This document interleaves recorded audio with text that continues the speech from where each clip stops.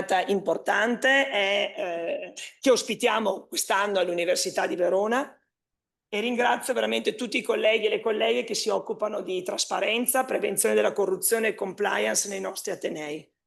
È un appuntamento che anno dopo anno si conferma, devo dire, come un appuntamento prezioso, non solo come un momento di confronto, ma anche come uno spazio concreto di crescita comune per le nostre università.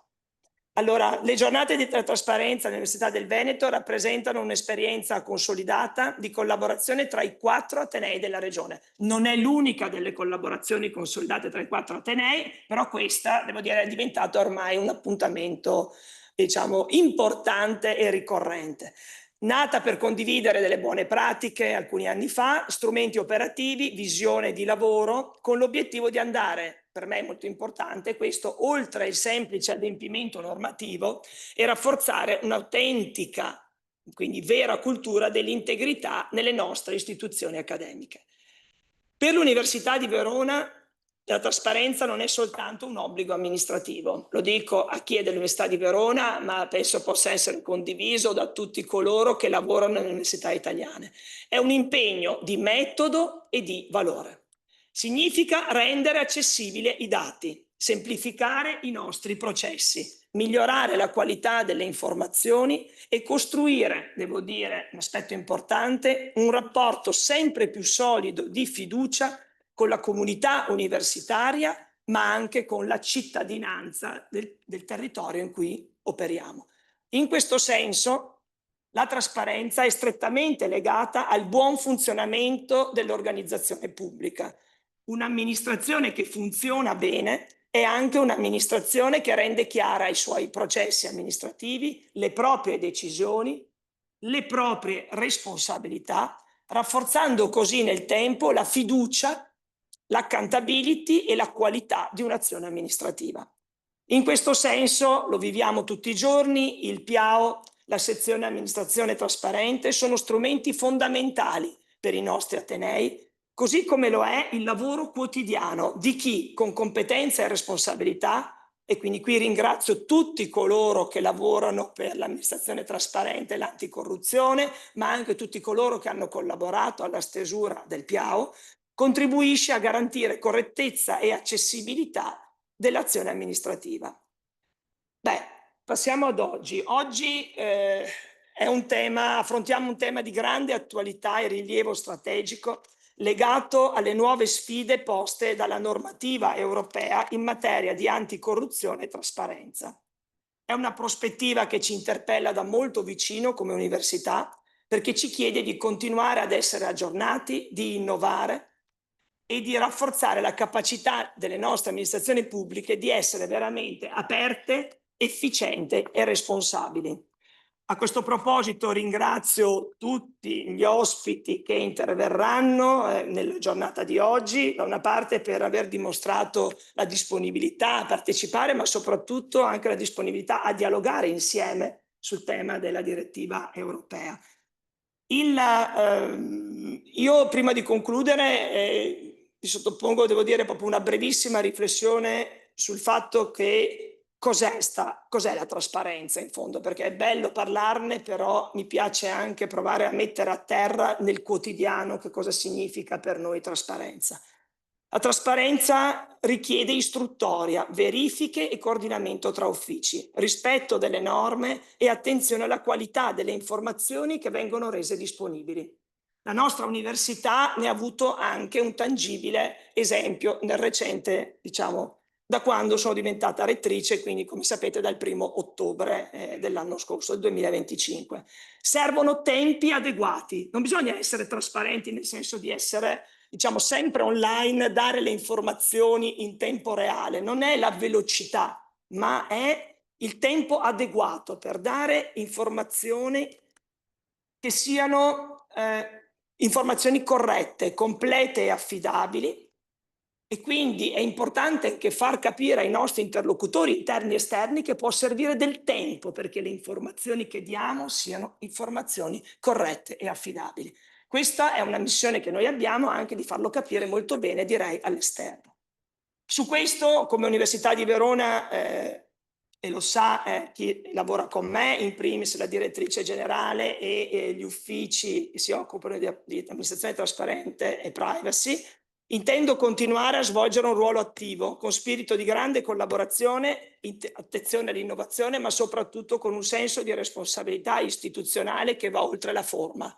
Non basta che ci siano, adesso dico delle cose che magari poi sono un po', possono sembrare un pochino, se vogliamo, un po' sovversive, ma non credo che basti avere il sito in ordine. Credo che sia necessario concentrarsi oltre a quello anche sulla sostanza dei contenuti che andiamo a rappresentare alla comunità esterna e alla comunità accademica.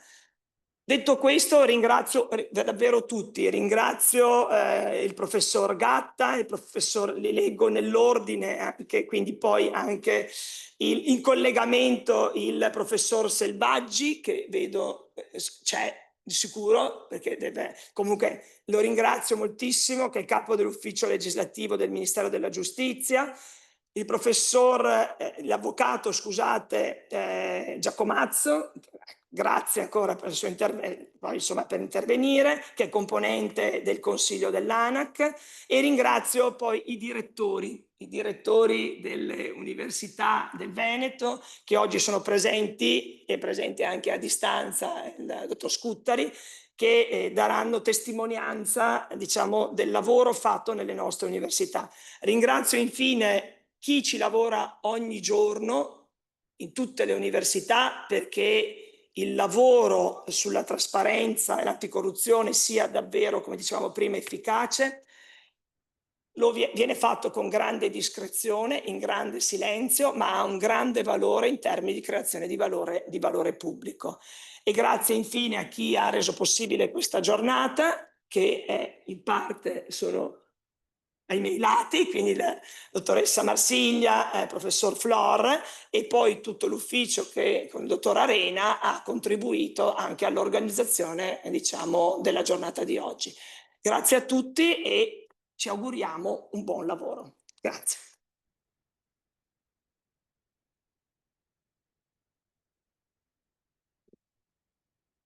Allora, buongiorno anche da parte mia. Questa è la mia prima giornata della trasparenza perché io sono direttrice dell'Università di Verona da qualche mese e ho molto apprezzato questa, lo raccontavo un po' prima dell'inizio della riunione, ho molto apprezzato l'idea di avere questo evento congiunto e questo non per ragioni di economicità o di ottimizzazione di risorse, che è un tema che appassiona anche i direttori generali, ma per l'ampiezza del confronto e per il fatto che fermarsi a riflettere insieme e prendersi il tempo per fare questa riflessione annualmente, secondo me arricchisce il confronto e dal confronto abbiamo la possibilità di capire quali aggiornamenti è necessario fare, quale margine di miglioramento abbiamo su certi processi e quindi secondo me condividere queste esperienze e questi risultati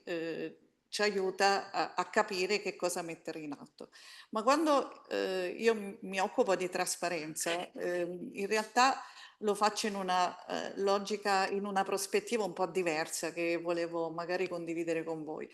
E non mi soffermo tanto sulla parte procedurale che peraltro in questo Ateneo ho trovato molto ben presidiata, ma sulla parte di servizio, perché dal mio punto di vista la trasparenza non è solo nella prospettiva dell'adempimento e della eventuale sanzione che mi deve costringere ad avere quel comportamento, ma se l'interesse è comunicare, se l'interesse è interagire nel modo migliore possibile con gli stakeholders, io mi devo mettere nella prospettiva di chi mi vede, nella prospettiva dell'utenza.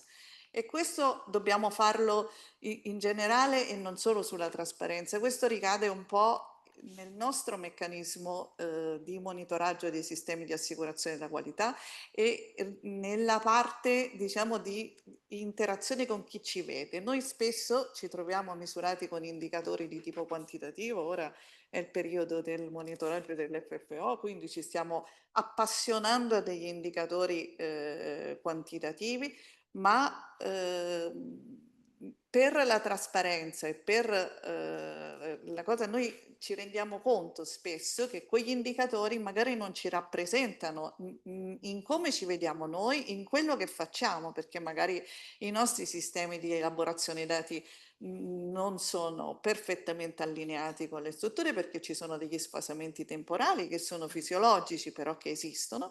Allora, più noi riusciamo a rappresentarci nel modo giusto, e secondo me più abbiamo valorizzato questo concetto della trasparenza, che è un concetto eh, che non ha solo una dimensione di tipo giuridico-normativa, ed è quella che dobbiamo sforzarci di integrare anche nella parte della cosa. Noi poi approfondiremo diciamo, gli interventi che l'Ateneo di Verona ha messo in atto e che normalmente altri Atenei hanno messo in atto, però questa dimensione ci tenevo perché magari è diciamo una mia percezione, e forse il contributo che posso portare, essendo così da poco tempo in questo Ateneo, e quindi ho contribuito anche poco a modificare degli approcci e delle cose che ho visto già molto ben presidiati. Ci tenevo a ringraziare anche il nostro RPCT, che è la dottoressa Silvestri, e quindi ringraziare con lei l'ufficio a supporto e tutte le persone che mi hanno messo in una posizione diciamo di vantaggio, perché ho trovato veramente un sistema molto ben presidiato, che vi descriverò dopo insieme ai miei colleghi. Un ringraziamento particolare ai miei compagni di avventura dei direttori generali delle università del Veneto, per essere qui insieme, e abbiamo già avuto occasione di vederci sulla tematica del diritto allo studio. Mi fa molto piacere se questo tipo di eventi li replichiamo anche su altre tematiche, perché secondo me, almeno dal mio punto di vista, sono molto arricchenti. Quindi lascerei la parola all'ingegner Scuttari, anche come presidente del CODAO in questo momento ancora vigente. Quindi Alberto, ti lascio la parola, e so che poi devi lasciarci, quindi mh, la lascio a te. Bene, grazie diciamo innanzitutto alla magnifica rettrice, la professoressa Chiara Leardini, e non solo da un punto di vista formale, ma anche da un punto di vista sostanziale, per le parole che ha detto e che poi mi permetterò un attimo di riprendere. E, e ovviamente alla direttrice generale dell'Università di Verona, la collega, stimata collega Donatella Marsiglia. Ciao Donatella, a tutti i colleghi e i colleghi presenti lì e anche da remoto. Vedo che sono 350 collegati da remoto, quindi Donatella, diciamo, abbiamo fatto boom, è una iniziativa sostanzialmente seguita e interessante.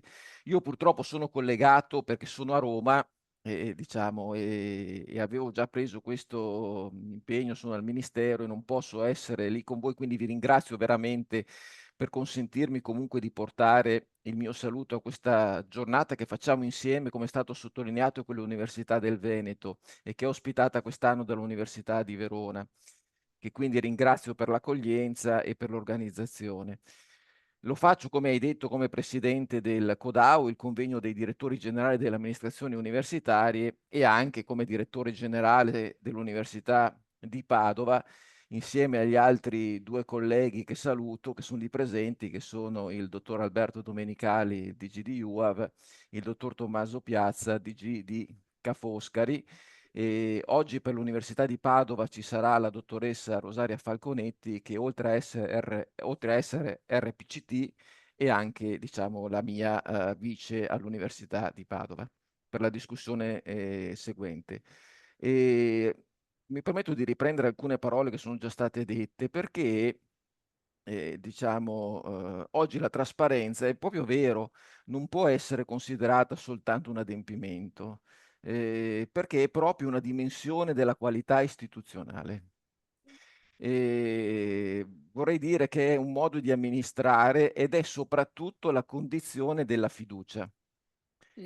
E per cui il titolo di questa giornata, le parole dette da Chiara Leardini, diciamo, sono molto significative da questo punto di vista, perché oggi siamo chiamati a tenere, veramente a tenere insieme l'integrità, la conoscibilità dell'azione amministrativa, la tutela dei dati personali, diciamo, che non sono valori in conflitto, diciamo anche organizzativamente in conflitto, no? Non sono dei domini, dei poteri distinti, ma sono parti di uno stesso equilibrio e noi dobbiamo lavorare per cercarlo questo equilibrio, non per renderlo difficile. Quindi anticorruzione, trasparenza e privacy non sono tre forze che si neutralizzano a vicenda. E quando dico si neutralizzano, guardate che se la burocrazia vuole neutralizzare, diciamo, tutti gli strumenti per farlo, sono tre condizioni della fiducia pubblica, perché l'integrità protegge l'istituzione, la trasparenza la rende leggibile e la privacy tutela la persona. E quindi da qui nasce una responsabilità precisa e lo possiamo dire oggi perché anche come Codao abbiamo fatto un percorso di creazione di strumenti che oggi ci sono e che sembrano scontati, ma è proprio avere questi strumenti che ci consente di sviluppare oggi un pensiero per il futuro. Quindi la responsabilità precisa è non fermarci alla superficie. La trasparenza vera non è solo ciò che si vede, è ciò che si comprende, ma l'ha detto bene all'inizio la magnifica rettrice, è ciò che consente di orientarsi, è ciò che consente di rendere possibile la fiducia. Quindi non basta, se vogliamo dirlo in una frase semplice, non basta essere visibili, bisogna anche essere comprensibili. Non basta aprire i dati. Se volete, provo a provocare, bisogna aprire una relazione nel momento in cui si aprono i dati. Quindi mi piace pensare alla trasparenza. Uso questo esempio perché il primo convegno che facemmo insieme con le università del Veneto, per questa bella iniziativa, lo facemmo a Padova ormai un po' di anni fa, diciamo, era intitolato qualcosa come una casa di vetro, cioè aveva un sottotitolo, un edificio di vetro. Bene, dopo più di 10 anni, penso di poter dire che la trasparenza non va pensata solo come un edificio di vetro, proprio per il percorso insieme che abbiamo fatto, dove tutto è esposto, ma non necessariamente tutto viene capito. La immagino piuttosto come un edificio con le porte aperte oggi, un luogo accessibile, leggibile, capace di accogliere domande, spiegare decisioni e costruire fiducia. Quindi per le università questa immagine secondo me ha un significato ampio, la trasparenza perché la trasparenza non riguarda solo l'amministrazione, attraversa l'intera filiera della conoscenza. Riguarda il modo in cui gestiamo le risorse, certo, ma riguarda anche il modo in cui produciamo ricerca, condividiamo i dati, rendiamo accessibili i risultati, costruiamo collaborazione scientifica. Se ci pensate, l'open science, l'open data, ci ricordano proprio questo. L'apertura non è un gesto accessorio, ma è una condizione per una conoscenza più solida, più verificabile, più utile alla società. Quindi, poiché i nostri atenei sono istituzioni pubbliche, ma sono anche comunità scientifiche, luoghi di formazione, ricerca e innovazione, dobbiamo renderci conto che in questa complessità siamo chiamati ogni giorno a decidere, gestire risorse, assumere responsabilità e rispondere a una pluralità di interlocutori. E poiché le università non amministrano soltanto le procedure, ma alla fine costruiscono la fiducia, le opportunità, la conoscenza pubblica, la trasparenza non può essere vissuta come un vincolo burocratico, ma deve diventare parte della nostra cultura organizzativa. E quindi il punto oggi è che questa conoscenza, questa regola, diciamo, va trasformata, lo diceva prima Donatella Marsiglia, da un metodo, diciamo, da una forma di controllo ad uno strumento che ci consente di integrare e di creare valore.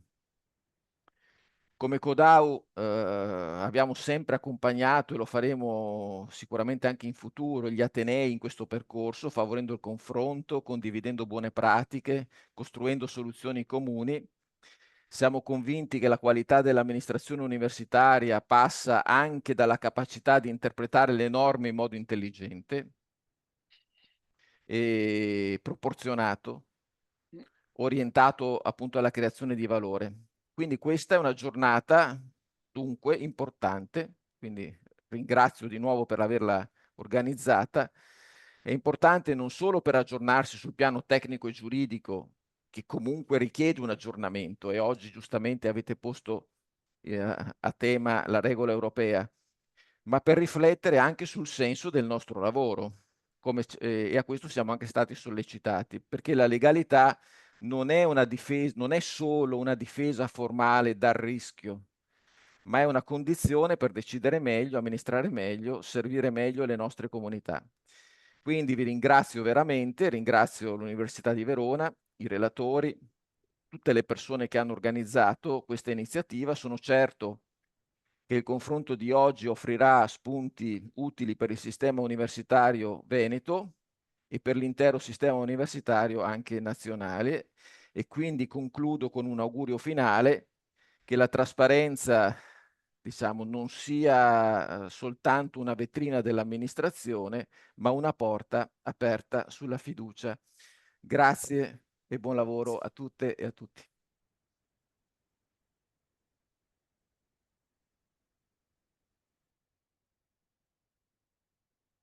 Eh, sì, intanto mi unisco anch'io ai ringraziamenti.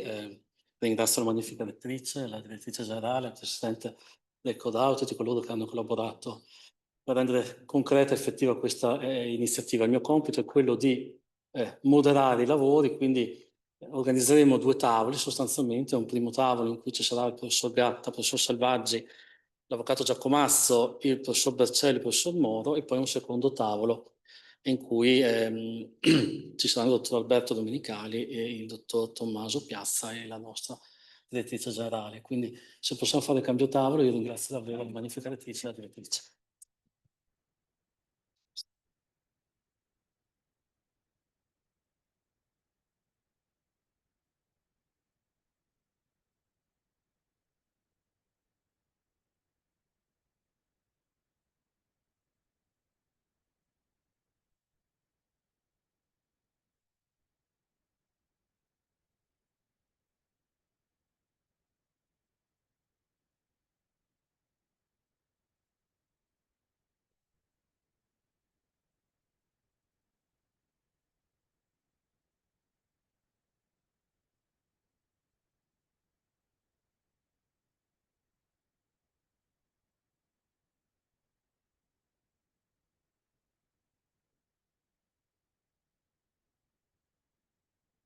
Bene, il professor Selvaggi è collegato a distanza e anche il professor Bercelli. Io intanto ringrazio tutti i relatori per aver accettato l'invito. Consentitemi solo una breve presentazione prima di iniziare i lavori.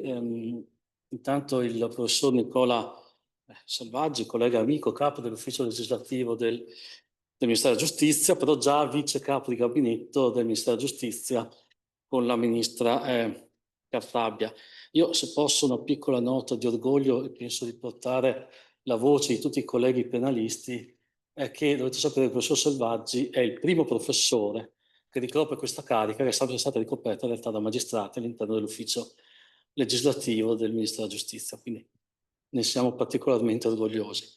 Poi il professor Gianluigi Gatta, amico e collega, professore di diritto penale all'Università di Milano, presidente dell'Associazione Italiana dei Professori di Diritto Penale, ma già consigliere della ministra della Giustizia, professor Marta Cartabia, nel 2021-2022, però già componente, professor Gatta, del direttivo anche della Scuola Superiore della Magistratura e vicepresidente nel 2023-2024. E poi il professor Gatta è stato anche vicepresidente della Commissione ministeriale per la riforma del processo del sistema sanzionatorio penale, la Commissione Lattanzi 2021. E poi, se non sbaglio, Gianluigi è anche coordinatore scientifico di un corso di avvicinamento proprio in materia di anticorruzione e prevenzione dell'illegalità nella pubblica amministrazione e nelle imprese. L'avvocato Giacomasso, che è componente del Consiglio dell'Autorità Nazionale Anticorruzione, e se posso permettermi al quale siamo particolarmente grati perché ha partecipato già a numerose nostre iniziative, è sempre disponibile a condividere anche la sua esperienza.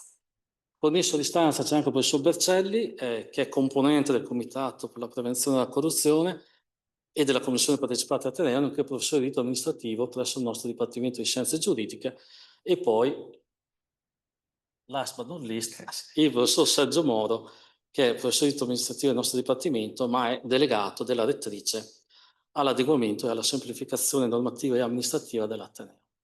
Quindi direi un tavolo altamente qualificato. Io non ruberei altro tempo e darei subito la parola al professor Nicola Selvaggi, che so essere molto occupato, grazie in modo particolare per aver dato la disponibilità. So che si è bloccato Roma per molteplici adempimenti, ma grazie davvero che hai trovato il tempo per connetterti e condividere con noi alcune tue riflessioni. A te. Grazie, buongiorno. Spero che si senta bene, che l'audio funzioni correttamente. Io innanzitutto ringrazio l'Università di Verona, l'amico e collega professore Roberto Flor. L'amicizia, come dire, si è vista già dalle parole troppo generose nei miei confronti che ha voluto spendere. Ringrazio dell'invito e naturalmente mi scuso per non essere in presenza.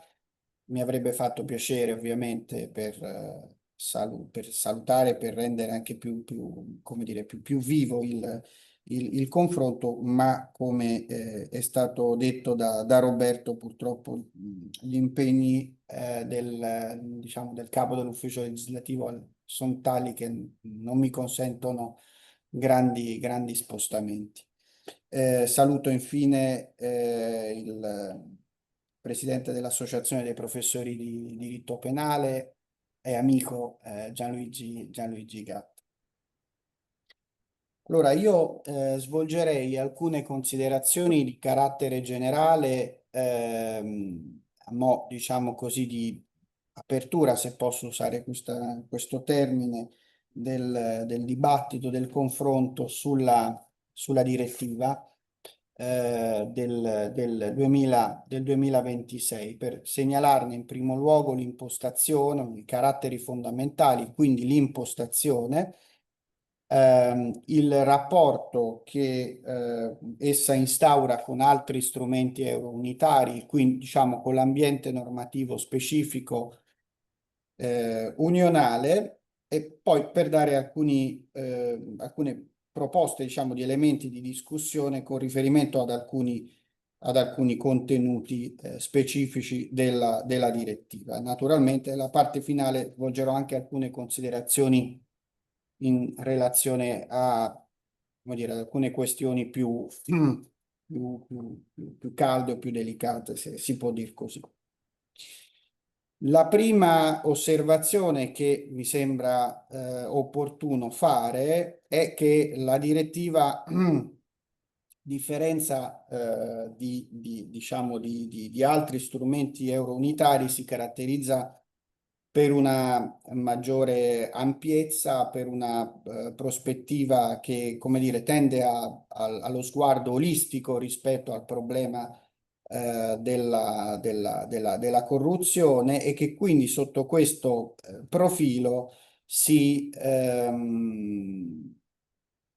collega, rispecchiando negli elementi essenziali, alle strutture delle grandi convenzioni internazionali, quindi la Convenzione dell'ONU, la Convenzione di Merida, alla Convenzione del Consiglio d'Europa, naturalmente anche alla Convenzione OCSE del 1997 sulla corruzione internazionale dei funzionari pubblici.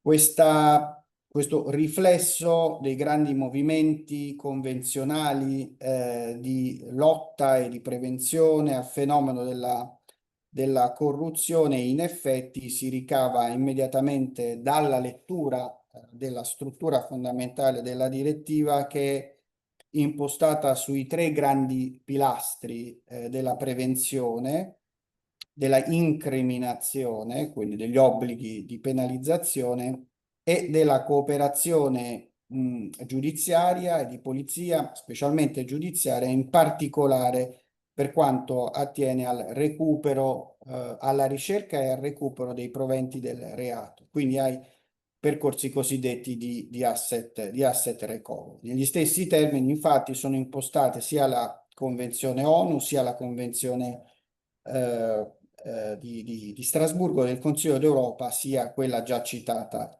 dell'OCSE. Naturalmente questi tre pilastri sono tutti già, anche per la precedente previa adesione dell'Italia alle convenzioni già citate, riflessi nell'ordinamento domestico, maggiore sviluppo specialmente per quanto riguarda i profili sia della prevenzione che della incriminazione, ma dirò poi alcuni, come dire, darò anche alcuni elementi riguardo alla cooperazione giudiziaria in materia di recupero dei proventi del reato di corruzione o di, diciamo, contro la pubblica amministrazione in generale. Questi elementi che fanno di questa direttiva, direi, una direttiva convenzione, ecco, direttiva convenzione nel senso, cioè di una struttura che si distacca come dire, dai comuni strumenti eurounitari per assomigliare di più alle grandi convenzioni internazionali in materia di corruzione, non toglie comunque che essa poggi e si alimenti anche agli importanti strumenti dell'Unione Europea che nel tempo sono stati prodotti in ambito unionale e poi adottati anche dall'ordinamento italiano. E questo, secondo me, si vede in relazione a 4 capitoli fondamentali. Primo è quello della prevenzione, particolare per quanto concerne lo strumento del whistleblowing. Il secondo riguarda la responsabilità da reato dell'ente nei termini che dirò. Il terzo riguarda i processi di asset recovery e il quarto quello delle incriminazioni, su cui mi soffermerò un pochino di più. Quanto al primo tema della prevenzione, meno nell'ordinamento unionale, ha già trovato un primo fondamentale punto di approdo nella direttiva in materia di protezione di coloro che segnalano le violazioni del diritto dell'Unione nell'ambito delle organizzazioni complesse, direttiva che, come noto, è stata poi attuata nel nostro ordinamento il decreto legislativo del 2023.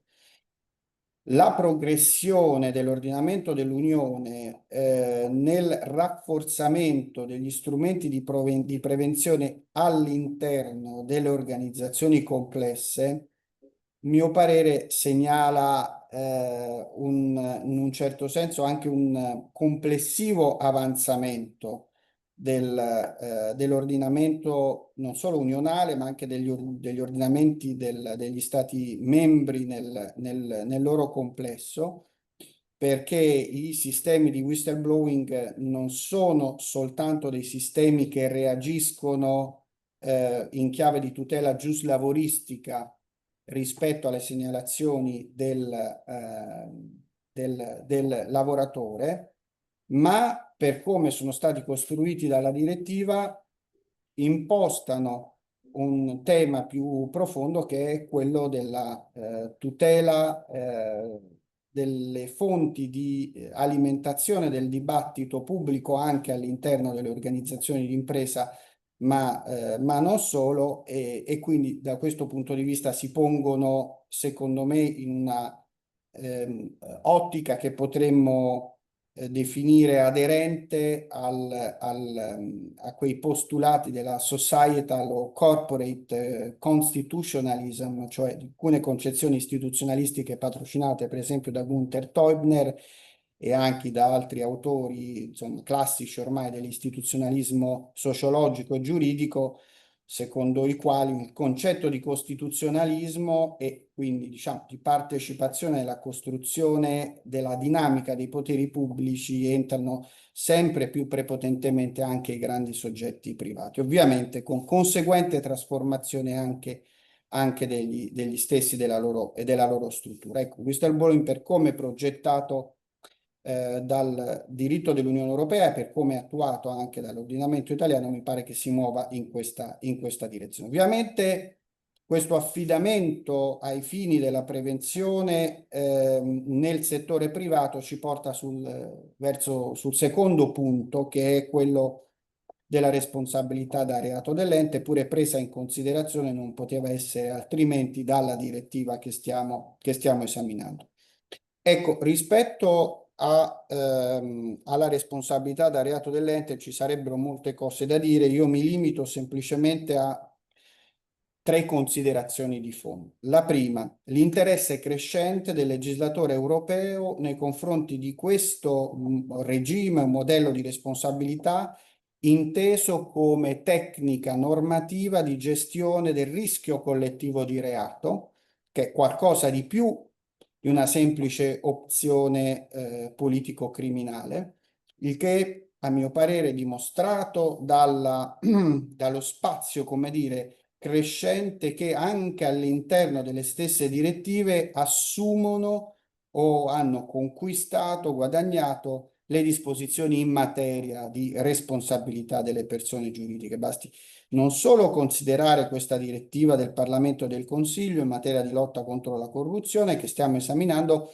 ma anche le più recenti direttive del 2024 in materia di tutela dell'ambiente attraverso il diritto penale o in materia di previsione come reati delle violazioni delle misure restrittive dell'Unione Europea. Cioè gli strumenti unitari non si limitano più semplicemente a richiedere che per le incriminazioni o in relazione alle norme minime relative alla definizione dei reati e delle pene, per usare, come dire, l'espressione che descrive la competenza lisbonizzata ai sensi dell'articolo 83, vi sia anche un appendice, come dire, che non pesa più di tanto e che forse è solo programmatica da una certa prospettiva di deterrenza dell'ente. Contrario, invece, queste previsioni indicano chiaramente un investimento crescente su questa tecnica di gestione del rischio collettivo di reato. E mi pare che questa cosa sia anche dimostrata dall'attenzione che sempre il legislatore europeo ha dimostrato, ad esempio, rispetto ai doveri di vigilanza nelle catene di fornitura, nelle catene di valore. Questo interesse si riflette anche nelle scelte sanzionatorie, che sono scelte sanzionatorie complessivamente, diciamo, più articolate, più severe, e rispetto alle quali il legislatore europeo comincia ad immaginare un criterio di determinazione della sanzione diverso, per esempio, da quello praticato dal legislatore italiano, perché è un sistema sanzionatorio collegato ad una percentuale del fatturato complessivo, anche se va detto il sistema del decreto legislativo 231 del 2001, che come è noto è costruito per quote, consente in effetti di prendere in considerazione, specialmente per quanto attiene l'entità della quota, le condizioni economiche e patrimoniali dell'ente, che poi avviene concretamente anche nella realtà applicativa, eventualmente anche attraverso l'ausilio di consulenti nominati o di periti nominati dal giudice. Questo rilievo crescente del decreto legislativo 231, che diciamo così fa un po' da trade union tra la fase preventiva e la fase di criminalizzazione, quella repressiva, ha un riflesso ulteriore anche nel crescente interesse che la riforma del decreto legislativo 231 del 2001 assume anche nel nostro paese a valle dei lavori da poco conclusi della commissione istituita presso il Ministero della Giustizia e presieduta da Giorgio Fidelbo. L'altro punto è quello dei processi di asset recovery e quindi di sequestro e confisca e naturalmente di cooperazione ai fini del recupero dei proventi del reato, ma non solo dei proventi del reato, perché come è noto nel tempo, anche grazie all'impulso del legislatore europeo, impulso registrato anche e ulteriormente sviluppato anche da questa direttiva, la confisca è uno strumento multidimensionale, si potrebbe quasi dire che sia un organismo geneticamente modificato, nel senso che allo stesso nome corrispondono strumenti e finalità non sempre coincidenti. Rispetto ai contenuti dispositivi della direttiva, comunque tenuto conto che l'Unione Europea ha anche approvato ormai quasi 2 anni fa una direttiva, la 1260 del 2024, in materia di sequestri e confisca, preordinata a sostituire integralmente la direttiva numero 42 del 2014, la quale peraltro è in fase di attuazione, che copre un po' tutti gli aspetti della confisca diretta, della confisca per equivalente, della confisca dei beni strumentali anche per equivalente, della confisca nei confronti di terzi e della confisca di prevenzione. Tutti i temi di particolare importanza, specie per l'ordinamento italiano, anche alla luce degli sviluppi della giurisprudenza costituzionale e sovranazionale. L'ultimo profilo è quello delle incriminazioni. Qui naturalmente, ecco, c'è da considerare che, come dire, la trasposizione direi che è fondamentalmente agevole per quanto riguarda l'ordinamento italiano, perché il sistema di reati contro la pubblica amministrazione immaginato è grosso modo già presente nel nostro sistema. Ci sono delle ipotesi definite di arricchimento e di occultamento, vanno un pochino più studiate, che probabilmente mi sembra trovino già concordanze, corrispondenze nel nostro ordinamento interno. Vengo allora a questo punto, Roberto, in modo da concludere, perché forse mi sono preso un po' troppo, preso più tempo di quanto avessi programmato. Però vengo all'ultima questione che riguarda la previsione che, come dire, nelle prime letture della direttiva viene accostata problematicamente, direi, dalle letture, insomma, dalle prime letture che sono state fatte, alla recente abrogazione del reato di abuso d'ufficio. Io qui naturalmente svolgerò alcune considerazioni, come dire, solo di carattere preliminare, e poi naturalmente ascolterò con molta attenzione gli interventi che seguiranno. Mi pare che occorra considerare sempre in via preliminare quanto segue. La prima considerazione è che l'articolo di riferimento, a mio parere, a differenza delle altre disposizioni della proposta, non sembra individuare propriamente una figura di reato, cioè un tipo di illecito che lo Stato avrebbe l'obbligo di introdurre nell'ordinamento domestico, ove si riscontri l'assenza della relativa formulazione. E non è un caso che la rubrica della disposizione, che in inglese dovrebbe suonare Unlawful Exercise of Public Functions, si sostituisca significativamente alla precedente, che è Misconduct in Office, a sua volta sostitutiva dell'originaria Abuse of Functions, segno questo di un graduale ma deciso abbandono del riferimento ad uno specifico reato.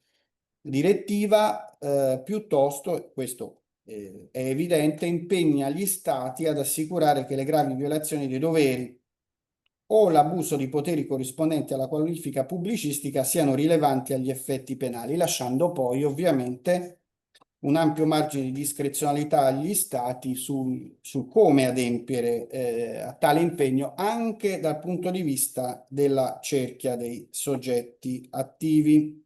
E qui naturalmente la considerazione che occorre fare sempre in via preliminare è che l'ordinamento italiano è ampiamente provvisto di norme penali concepite per contrastare l'abuso della funzione pubblicistica, sia di quelle più immediatamente individuabili nel contesto dei sistemi, o meglio del microsistema dei delitti contro la pubblica amministrazione, ma anche di altre pure capaci di intercettare e reprimere efficacemente il fenomeno degli abusi perpetrati dal pubblico agente.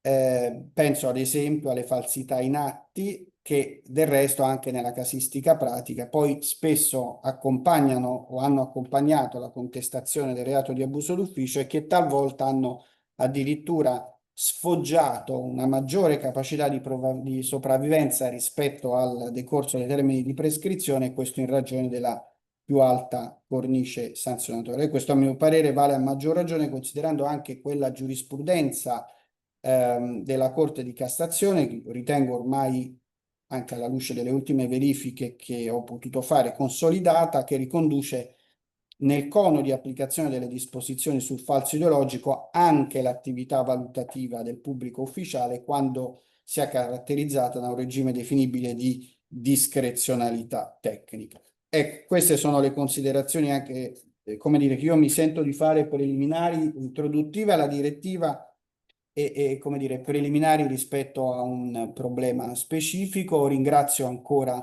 dell'invito, dell'attenzione e ovviamente resto collegato per ascoltare con grandissimo interesse gli interventi che seguiranno. Grazie, grazie Roberto.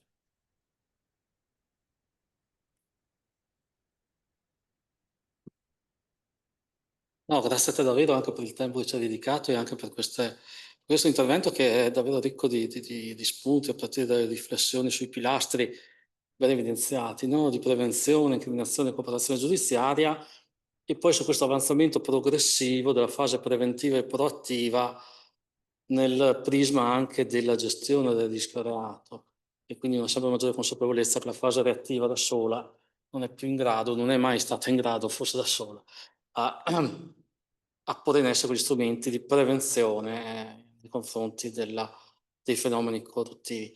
E infine anche queste riflessioni sull'abuso d'ufficio che mi fanno pensare anche a quelle numerose pagine scritte dal professor Gianluigi Gatta, no?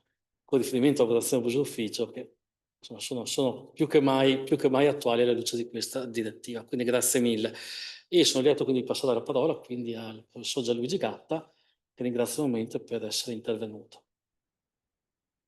Grazie, buongiorno a tutti presenti e a quanti sono collegati. Un ringraziamento particolare alla rettrice, alla direttrice generale e naturalmente all'amico collega Roberto Flor per questo invito e per darmi la possibilità di partecipare ai lavori di questa giornata organizzata dalle università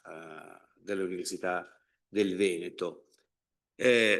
Sottolineo intanto l'accostamento che ho trovato interessante nel titolo, diciamo, di questa tavola rotonda tra trasparenza e privacy in particolare, perché se ci pensiamo bene sono due valori in qualche misura contrapposti, no? Da un lato è un valore la trasparenza, ma è anche un valore la privacy, la riservatezza che implica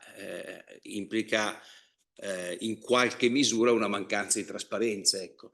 E quindi si tratta di trovare un punto di equilibrio ragionevole tra interessi contrapposti.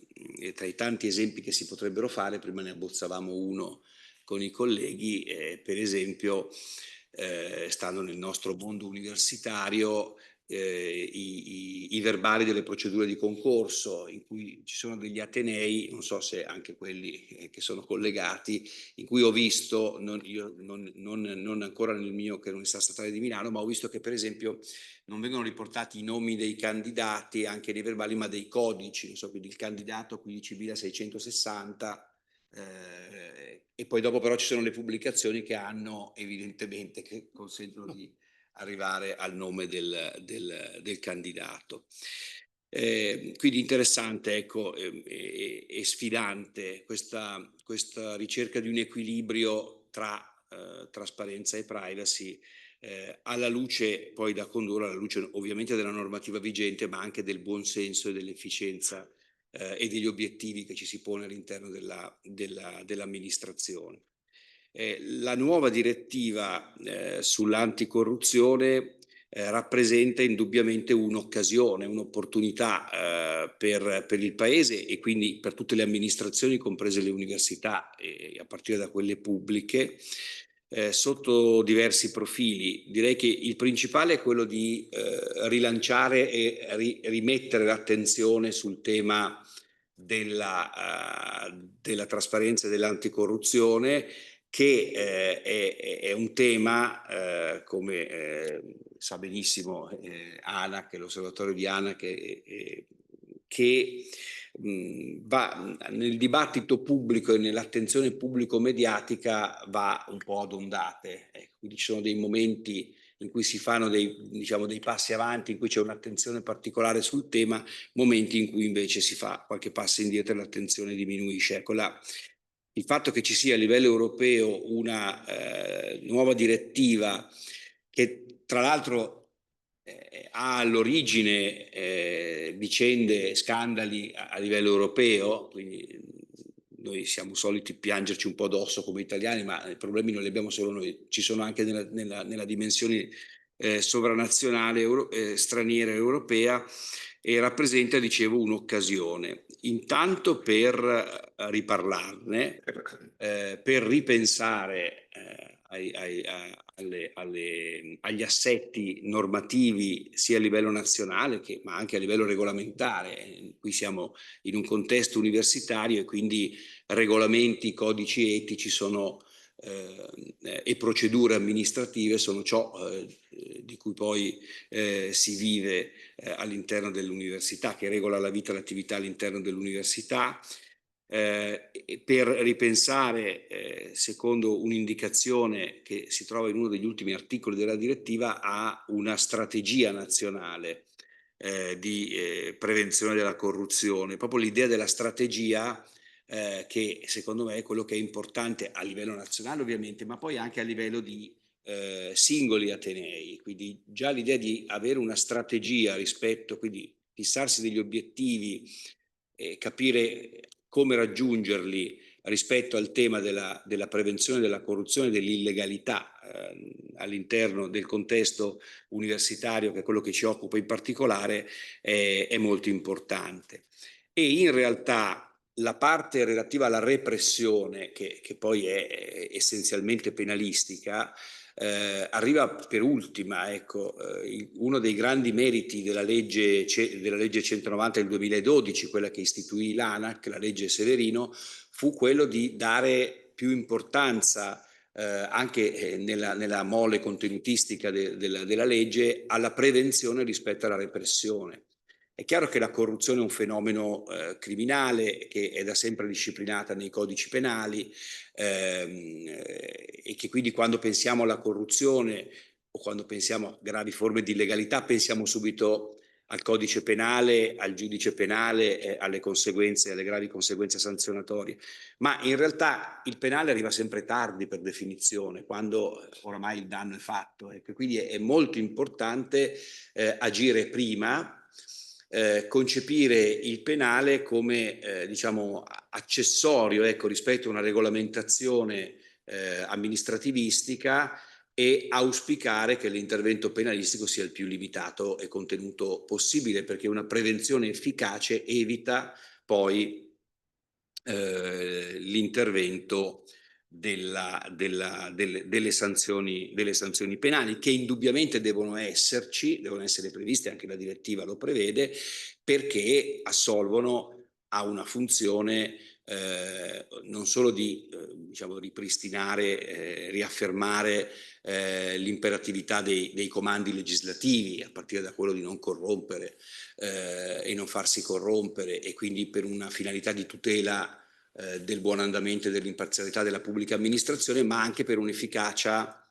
preventiva, perché se si indebolisce il presidio penalistico, allora anche le procedure amministrativistiche, la prevenzione amministrativa si indebolisce, perché si regge in qualche misura a una spinta, direbbero gli economisti, un effetto nudge, no? di spinta alla prevenzione, sapendo che c'è poi una minaccia effettiva di sanzioni nel caso di violazione delle misure. Quindi la direttiva rappresenterà nei prossimi anni un grande momento per pensare in che modo è opportuno e in quali limiti aggiornare i nostri quadri normativi, le nostre procedure sul lato preventivo e sul lato repressivo, sia per le persone fisiche che, come diceva il professor Selvaggi, anche rispetto alle persone giuridiche.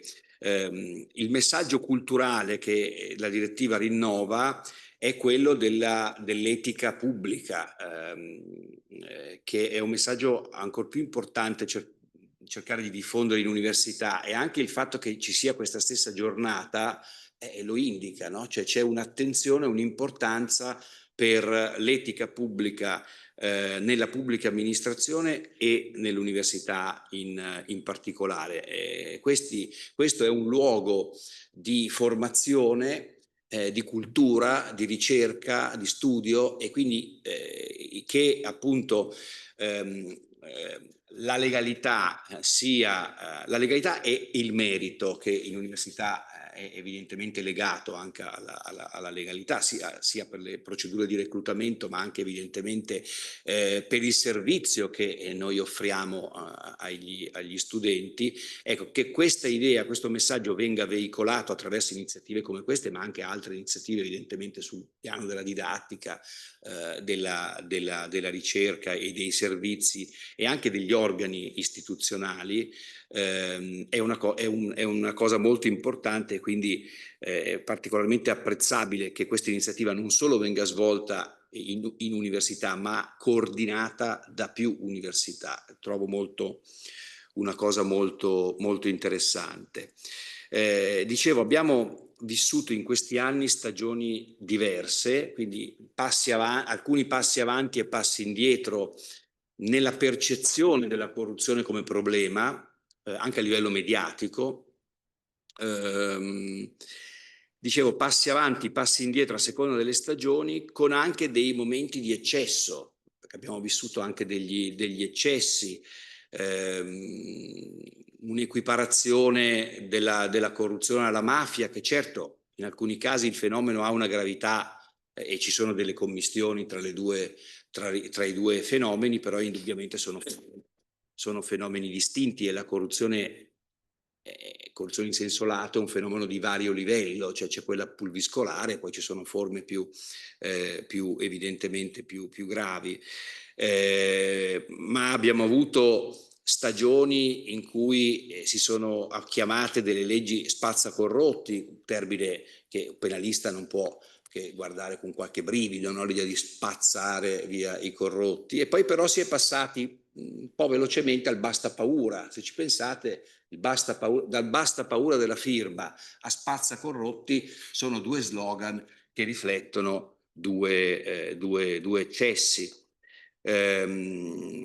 Si sono determinati soprattutto recentemente alcuni vuoti di tutela derivanti dall'abolizione integrale dell'abuso d'ufficio, anche dal ridimensionamento del traffico di influenze illecite, anche dalla riforma della Corte dei Conti e della responsabilità contabile, quindi c'è un dibattito sull'esistenza di possibili vuoti di tutela, perché da un lato c'è un'esigenza politica di rendere più efficiente l'amministrazione, limitando il sindacato del giudice penale e contabile sull'attività della pubblica amministrazione, soprattutto quella discrezionale, e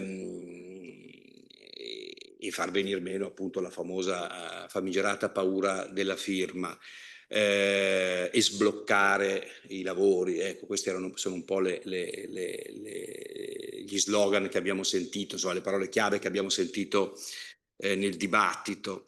E dall'altro lato però c'è il timore che questa esigenza politica possa creare delle lacune di tutela, soprattutto se non c'è un adeguato coordinamento tra il penale e l'amministrativo, nel senso che un arretramento del penale spesso è auspicato dai penalisti quando si parla di depenalizzazione, però richiede di essere compensato da un incremento di misure di tipo diverso da quelle penali. E ecco, io credo che proprio su questi aspetti bisognerà lavorare alla luce della direttiva, cioè valutare bene questo bilanciamento tra penale e amministrativo in un'ottica di azione integrata, cioè la svolta che ancora deve essere compiuta. È stato gettato un grande seme dalla legge Severino, ma deve ancora essere completata e portata avanti, è quella di concepire la tutela del buon andamento e dell'imparzialità come una tutela integrata tra penale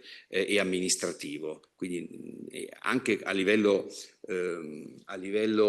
scientifico è importante che i nostri settori, diritto penale e diritto amministrativo, dialoghino e cerchino di trovare sempre più sinergie.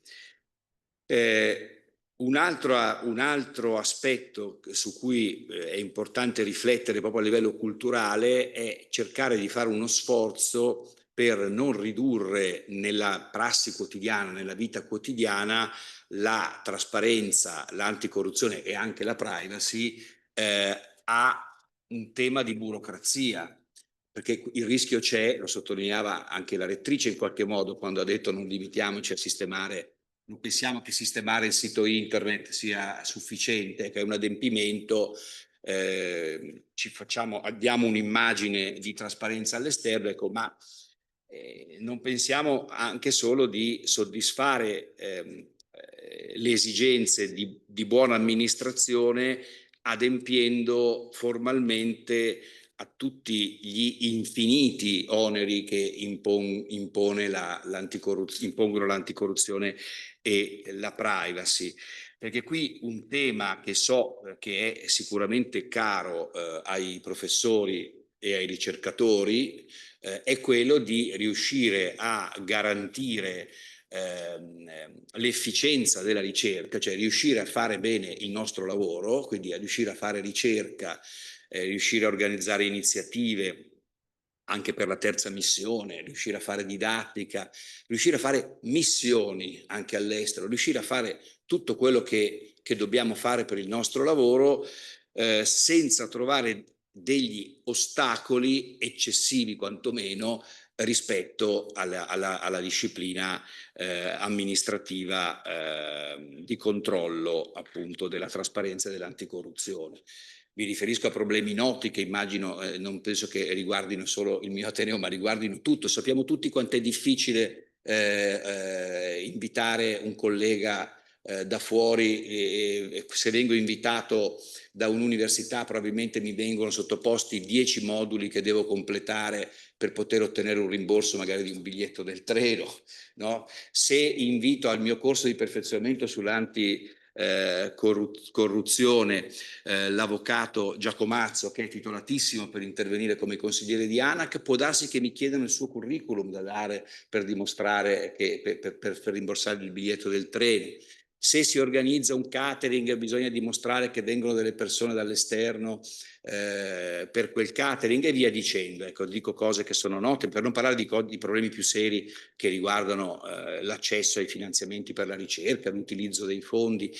E allora qui ci vuole da parte dei docenti e dei ricercatori la consapevolezza che si tratta di fondi pubblici e che quindi vanno gestiti in modo trasparente, secondo regole che devono esserci, perché il male si radica nella concezione che purtroppo ancora è presente all'interno dell'università di chi, e della pubblica amministrazione in genere, di chi concepisce la cosa pubblica un po' come se fosse sua, no? Il mio dottorando, il mio ricercatore, il mio posto che quando vado in pensione, no, deve andare al mio allievo. Ecco, quindi queste cose, diciamo, vanno superate, però non bisogna anche qui eccedere all'opposto con troppi lacci e lacciuoli che non consentono di svolgere bene il proprio lavoro. Quindi si tratta davvero di trovare dei punti di equilibrio ragionevoli, distinguere ciò che si può fare e ciò che non si può fare, alla luce evidentemente della legge,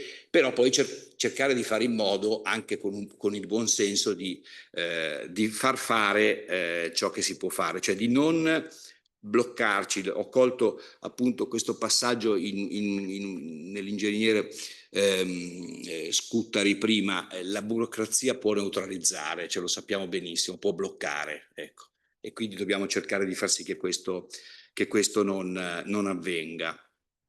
Ecco, l'università, dicevo, è il luogo per eccellenza di valorizzazione del merito, è un luogo in cui bisogna stare attenti ai possibili conflitti di interessi, perché il rischio dell'illegalità si annida laddove c'è un conflitto di interessi e laddove c'è un'attività discrezionale. Quindi la trasparenza è importante anche per far venire alla luce il conflitto di interessi.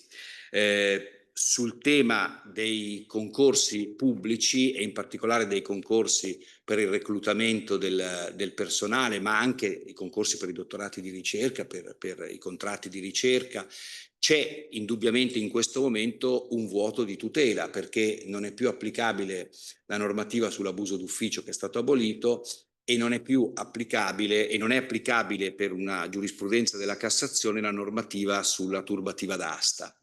Quindi in questo momento le condotte che riguardano concorsi pubblici, passatemi l'espressione un po' veloce, truccati, ecco, non ha una normativa penale di riferimento, ovviamente sì se c'è una corruzione sullo sfondo, ma se non c'è la corruzione, salvo poter configurare i reati di falso, a cui si riferiva anche il professor Selvaggi, o la rivelazione del segreto d'ufficio, per esempio su domande che vengono date al candidato al concorso. Però c'è una riflessione da fare che secondo me andrebbe fatta anche dopo o contemporaneamente alla riforma del reclutamento universitario che, come sapete, sta andando avanti in Parlamento. Cioè, si dice che non potranno far parte delle commissioni di concorso nella legge Bernini i docenti condannati per una serie di reati contro la pubblica amministrazione. È peccato che non c'è più l'abuso d'ufficio e non si applica la turbativa d'asta, e quindi magari anche chi è già stato condannato laddove cioè è capitato o ha patteggiato per vicende relative a concorsi universitari per un abuso d'ufficio che non è più reato, può essere sorteggiato in una commissione di concorso. Quindi c'è qualcosa che non funziona. Sarà il caso anche lì di fare una riflessione. Quella legge adesso vediamo se andrà in porto, è nella fase finale, introduce una grande novità che è il sorteggio dei commissari di concorso, per come l'ho capito io, a livello nazionale. Poi vedremo i decreti attuativi. È un fattore secondo me importante il fatto che ci sia un sorteggio di commissari a livello nazionale, ovviamente col membro interno, che può garantire ancora di più.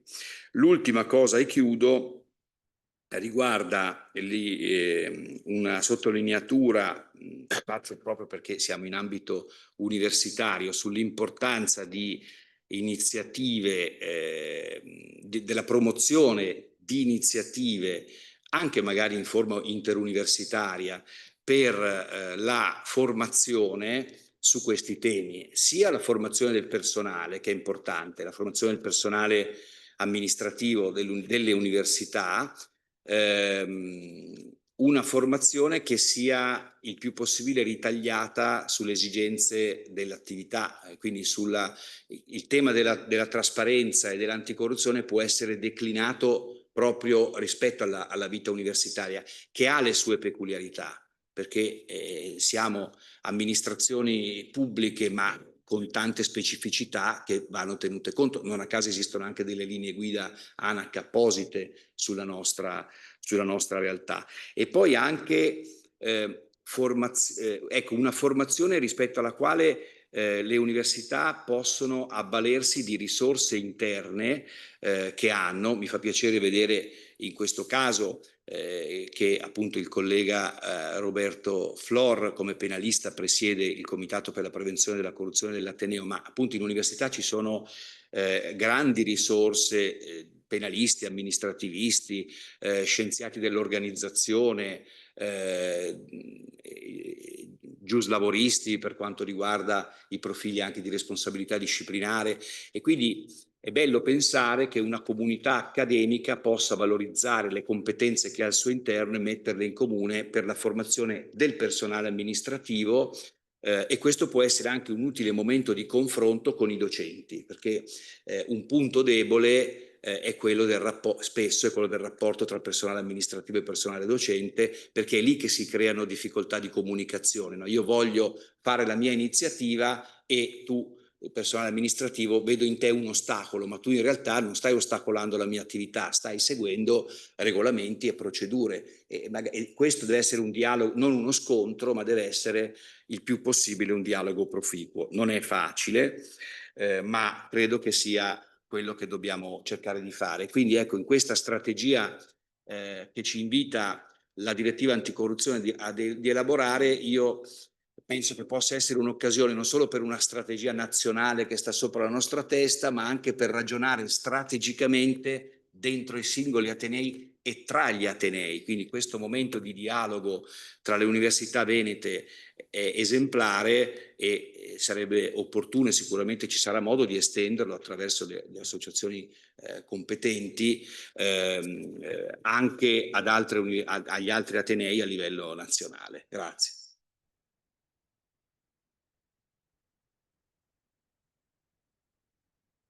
Grazie mille, anche questa relazione è veramente ricca di spunti. Io non vorrei rubare tempo, però solo una piccola battuta. Mi trovo assolutamente d'accordo con quanto è stato detto relativamente all'abuso d'ufficio e anche talvolta al timore, no? di essere davanti a delle lacune, no? Di tutela penale.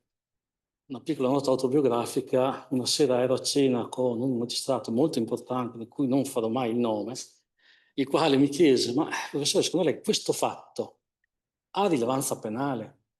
E io risposi: io in realtà avrei qualche dubbio che questo fatto che mi descrive possa avere rilevanza penale. E lui mi ha risposto con un sorriso dicendo: professore, non si preoccupi, se mi impegno un reato lo trovo. No, per dimostrare come magari talvolta il nostro ordinamento è ricco di fattispecie incriminatrici che magari nemmeno noi sappiamo che esistono. Fermo restando, mi trovo assolutamente d'accordo per quanto relativamente al vuoto di tutela che ha lasciato effettivamente l'abrogazione dell'abuso d'ufficio, in particolare se parliamo di concorsi universitari. Bene, grazie mille di nuovo, e sono lieto ora di dare la parola all'avvocato Paolo Giacomazzo, componente del Consiglio dell'Autorità Nazionale Anticorruzione. Grazie. Innanzitutto ringrazio ovviamente dell'invito, che è la seconda volta che vengo all'Università di Verona per la giornata della trasparenza. Credo che la volta precedente sia stata circa 4-5 anni fa. E in quell'occasione il tema conduttore era il PIAO. Era appena uscita la normativa sul PIAO e dovevamo discutere su che cavolo era questo PIAO e se soprattutto poteva avere un'efficacia e come doveva essere inteso, se era una somma di piani o doveva in qualche modo essere un'integrazione di piani. Molte discussioni su questi punti, su questo tema. Ecco, io vedo un filo conduttore tra quel titolo e il titolo di oggi. Perché ci vedo un filo conduttore? Perché in realtà in allora la problematica era cessare di vedere l'anticorruzione in modo atomistico a se stesso e cominciarlo a inserire in un più ampio discorso di compliance e, vogliamo dire in generale, di accountability. Quindi vedere l'anticorruzione non come fine a se stessa, ma insieme all'efficienza, insieme all'attività che viene svolta nell'ambito delle pubbliche amministrazioni. Oggi, parlando della direttiva recente, in realtà il discorso è un po' lo stesso, ma allargato a livello nazionale. Cioè non più una visione della corruzione e quindi anche dell'anticorruzione vista in modo isolato nell'ambito di se stessa, ma una repressione, tra virgolette, integrata anche in via preventiva. In realtà il testo della nuova direttiva europea, dal momento in cui è stato proposto alla sua approvazione finale, ha avuto notevoli variazioni. Diciamo che inizialmente la proposta originaria era certamente orientata in misura maggiore verso la parte della prevenzione. Al contrario, il testo finale vede un forte rafforzamento del versante repressivo, anche se però questo rafforzamento del versante repressivo non ha del tutto abbandonato la parte relativa alla prevenzione.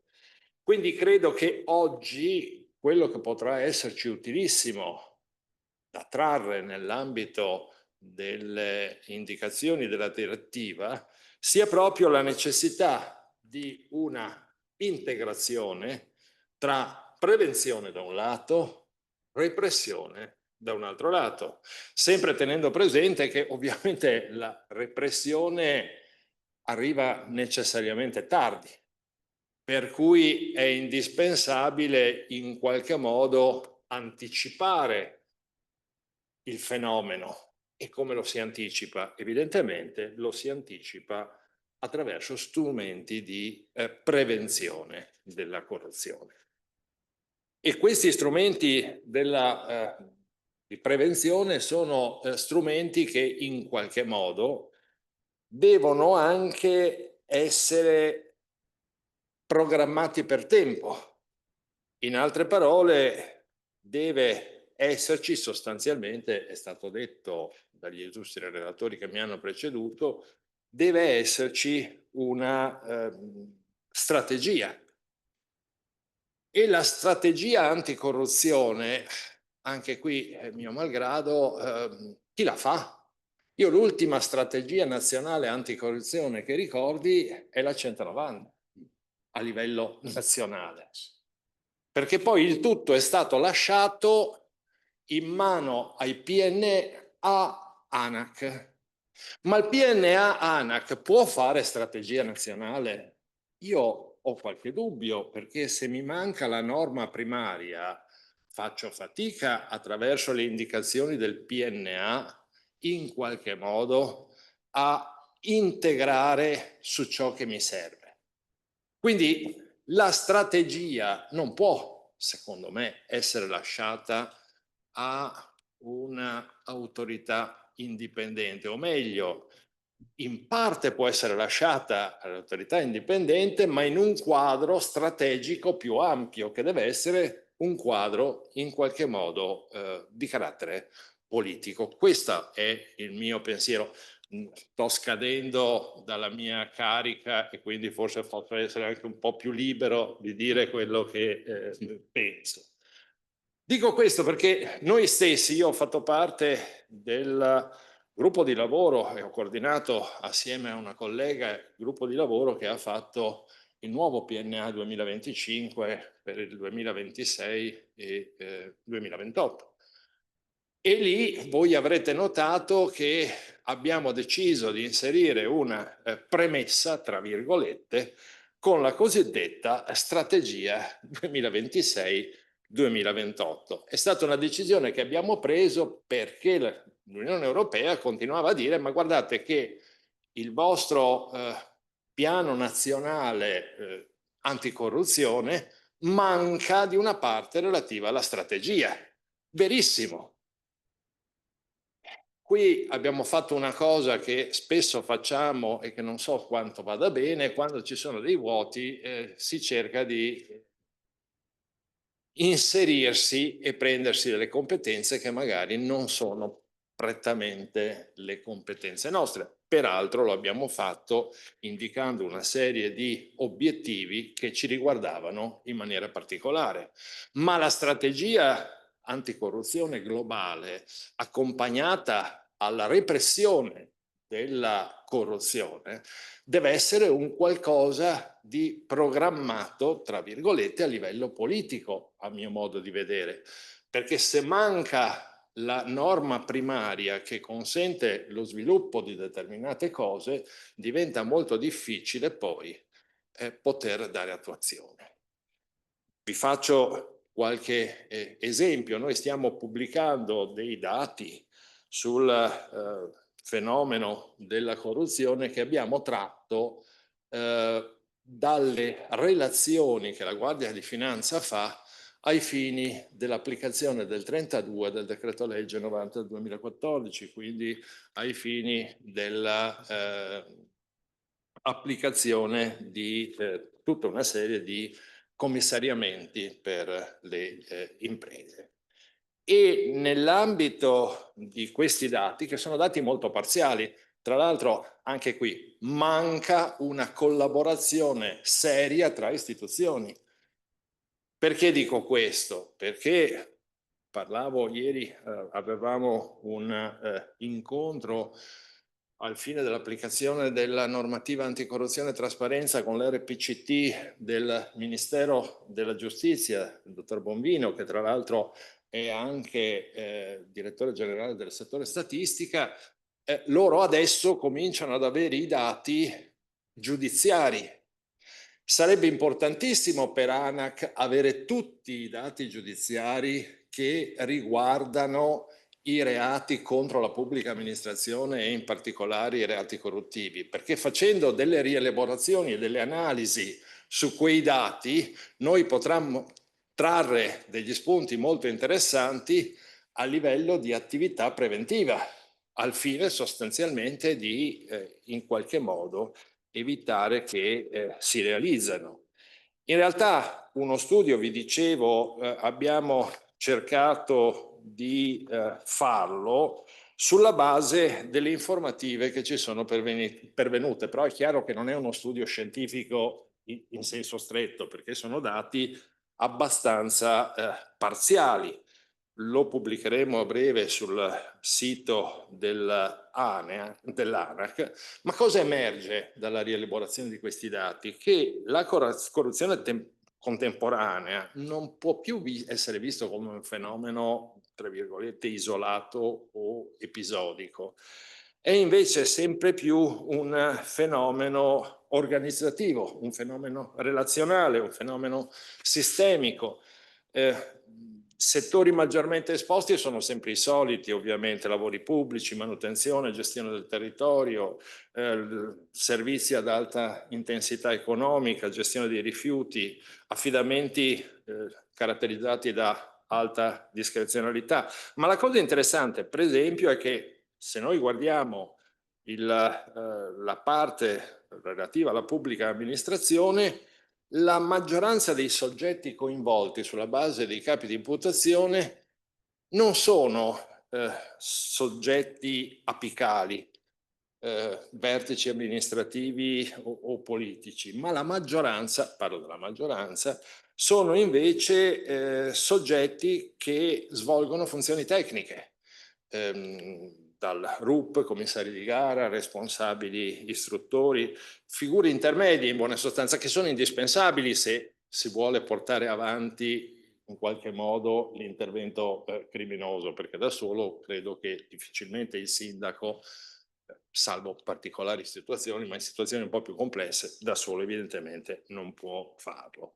Quindi è chiaro che anche la prevenzione non può limitarsi a livelli solo apicali, ma deve permeare, scusate, in tutta l'organizzazione amministrativa.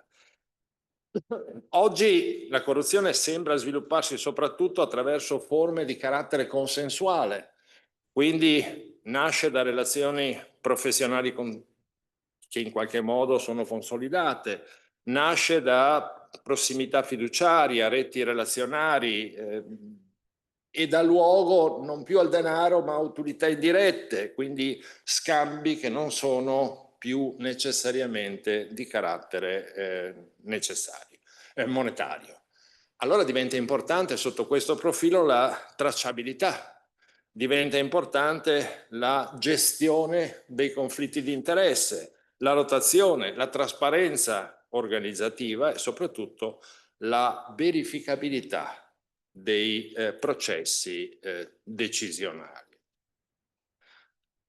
Quindi questo aspetto dovrebbe in qualche modo essere particolarmente rilevante soprattutto nelle realtà e anche nelle realtà universitarie che proprio perché hanno un'autonomia organizzativa in qualche modo hanno una pluralità di centri decisionali e quindi una complessità di carattere procedimentale con continui rapporti con soggetti esterni. Diventa necessario e fondamentale costruire quindi un sistema di integrità diffusa all'interno dell'Ateneo.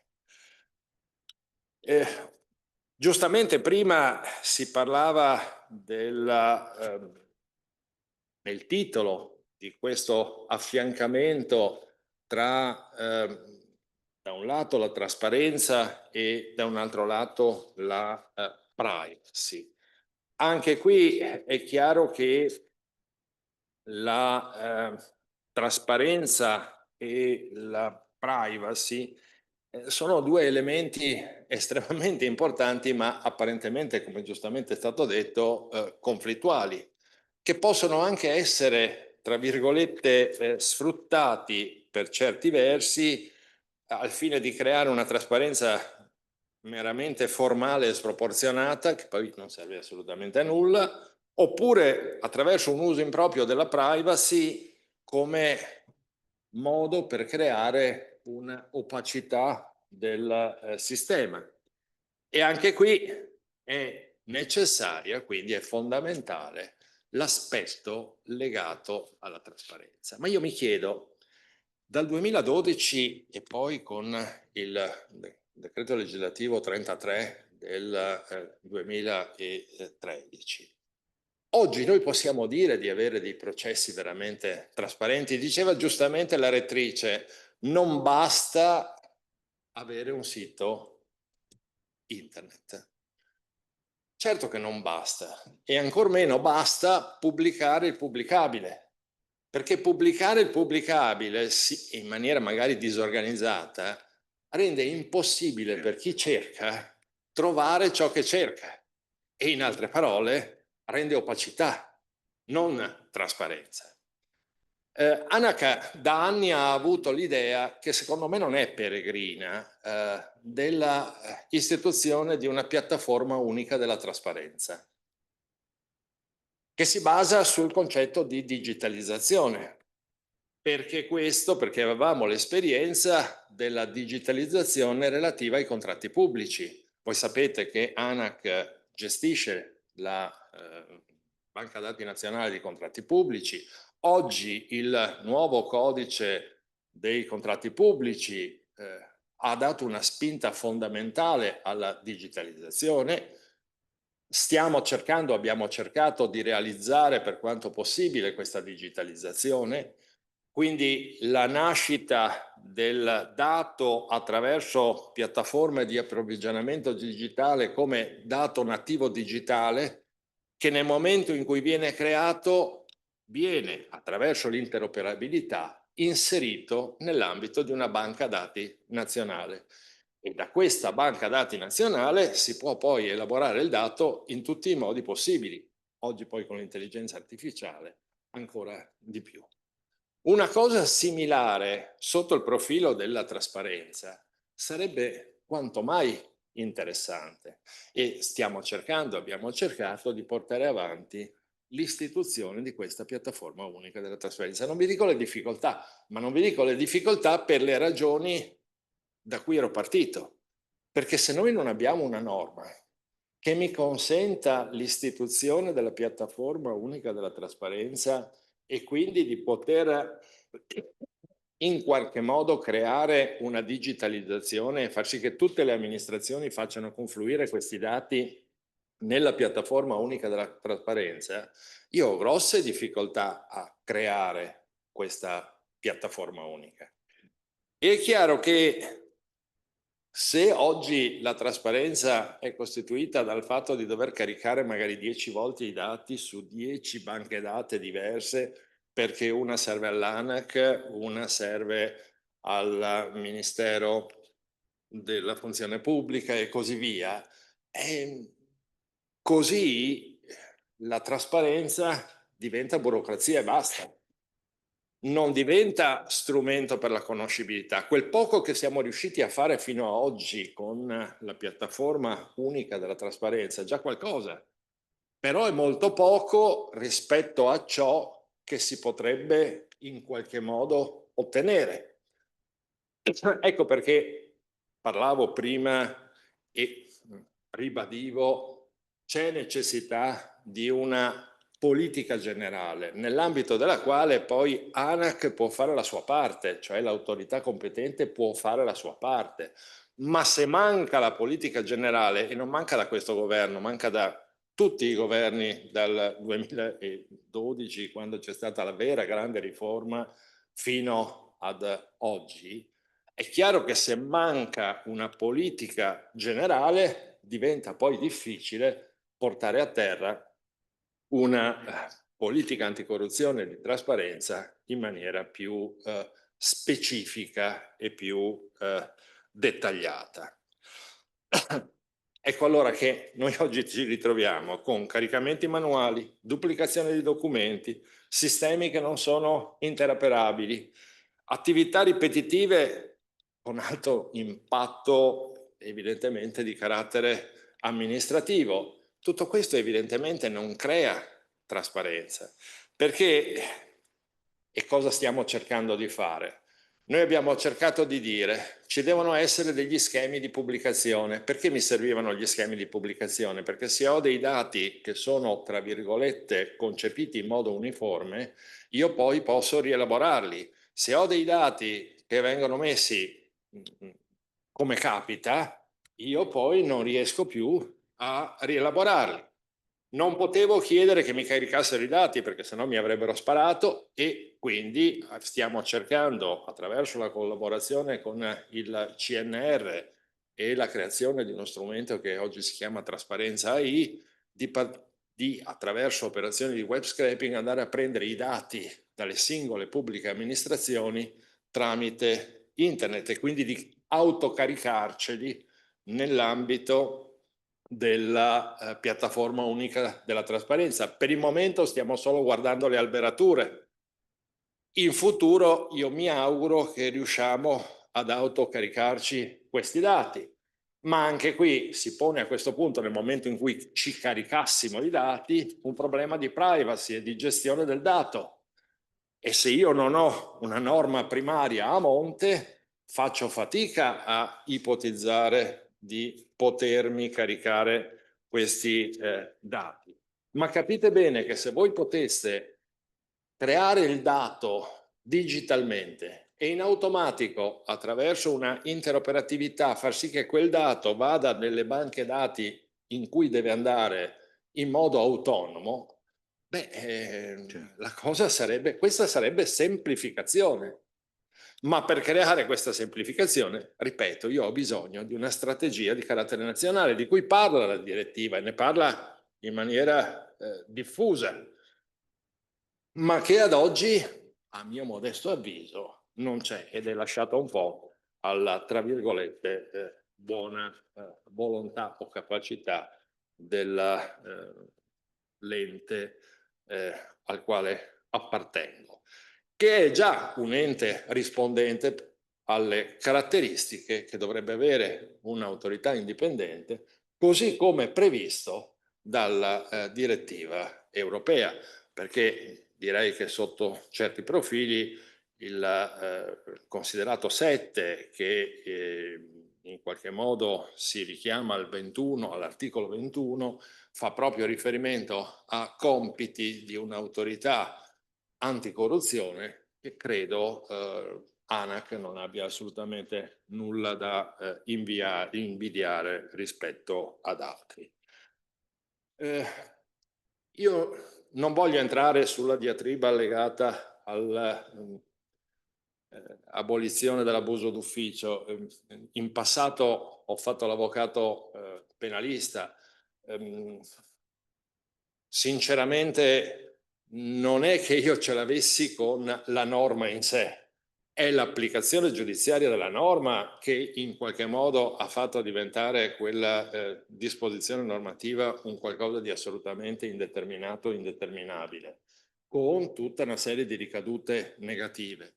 Non ci vedo però un disastro nella sua eliminazione se nel contempo, nell'ambito di una strategia nazionale anticorruzione, si riesce a espandere un'attività preventiva. Ecco allora che penso insieme a partire dalla redazione dei codici di comportamento. Codici di comportamento oggi molto spesso partono dal codice nazionale e sono un copia e incolla. No, ci dovrebbe essere un codice di comportamento specifico per ogni realtà, perché ogni realtà ha sue caratteristiche, ha sue criticità e attraverso il codice di comportamento e poi l'azione disciplinare, se del caso, in qualche modo possono essere intercettate in maniera preventiva. Penso al whistleblowing, che anch'esso è un istituto che in qualche modo potrebbe aiutare in via preventiva a ridurre il fenomeno, ma è un qualcosa di assolutamente ancora troppo sconosciuto, è un qualcosa che ancora oggi è poco integrato, concepito e digerito, se vogliamo, nell'ambito in generale delle pubbliche amministrazioni, ma anche delle imprese. Non voglio dilungarmi oltre, gli argomenti sarebbero tantissimi sui quali spaziare.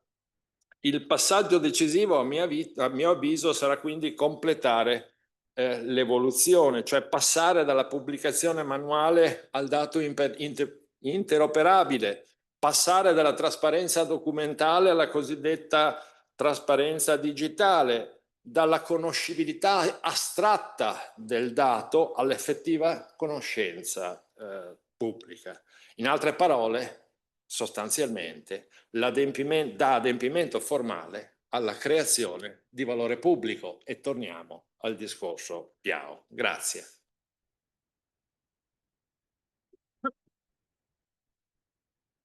No, davvero grazie a lei, mi pare che ci sia un filo rouge in tutte queste prime 3 relazioni che riguardano proprio la strategia di rafforzamento dell'attività preventiva, il coordinamento fra amministrativo e penale, con un'azione integrata che non debba ridursi a una mera burocrazia. Questo equilibrio molto delicato fra privacy e trasparenza. Bisogna dire che già il GDPR prevede alcuni principi, no? Il principio di stretta necessità nel trattamento dei dati, proporzione del trattamento dei dati.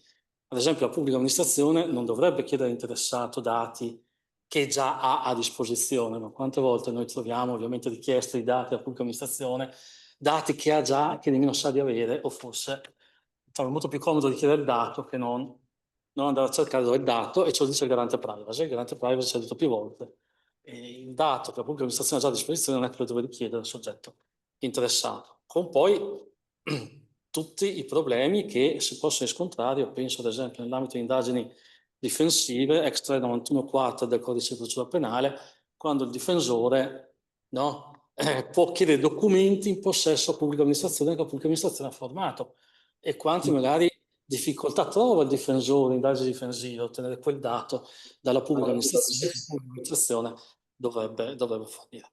Bene, grazie davvero. Quindi io passo immediatamente la parola all'amico collega Berzelli, professore di diritto amministrativo presso il Dipartimento di Scienze Giuridiche. So che con grande fatica sei riuscito a connetterti causa alcuni imprevisti, quindi grazie mille per la tua presenza. A te la parola. Grazie, buongiorno, ringrazio il professor Roberto Flor per avermi coinvolto in questa importante iniziativa. Mi scuso se non sono lì in presenza, ma sono 3 giorni che ho la febbre e non riesco a guarire, diciamo, una specie di influenza fuori stagione. Allora, avevamo già i relatori che mi hanno preceduto hanno fatto riferimento alla paura della firma. E effettivamente, per completare, diciamo, le relazioni di questa mattina, abbiamo pensato un breve passaggio sulla responsabilità amministrativo-contabile dei funzionari e dei dirigenti pubblici in generale, e con particolare riferimento alle università. Allora, brevemente, la responsabilità amministrativa è una responsabilità speciale che è sottoposta alla giurisdizione di un giudice speciale, quale la Corte dei Conti.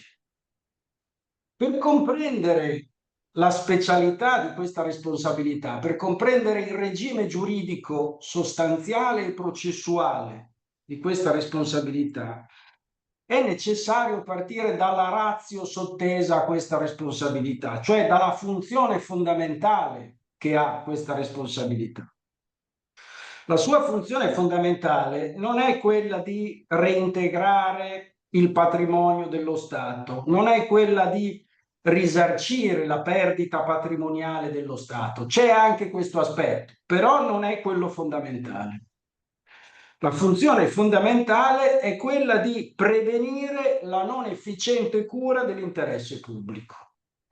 Prevenire la non efficiente cura dell'interesse pubblico, quindi contribuire a dare attuazione all'articolo 97 della Costituzione. Quindi vi è una funzione preventivo-sanzionatoria che è alla base della specialità di questa forma di responsabilità e della specialità di questo giudice. Quali sono i caratteri di specialità di questa responsabilità? Brevemente, l'azione di responsabilità non è nella disponibilità del soggetto danneggiato, ma è nella disponibilità esclusivamente della Procura della Corte dei Conti. Secondo aspetto, la responsabilità amministrativo-contabile è una responsabilità personale, nel senso che è intrasmissibile agli eredi. Ancora, nel caso di più soggetti responsabili, vale il principio della parziarietà e non quello generale della solidarietà. Ancora, la responsabilità amministrativo-contabile è sempre stata caratterizzata, e la riforma approvata con la legge numero 1 del 2026 rafforza questo elemento. Dicevo, la responsabilità amministrativo-contabile è sempre stata caratterizzata dal potere riduttivo della Corte dei Conti, che può condannare, diciamo, l'impiegato, il funzionario pubblico, a risarcire tutto o parte del danno. E questo potere riduttivo è sempre stato utilizzato ampiamente dalla Corte dei Conti. A cosa serve questo potere di riduzione?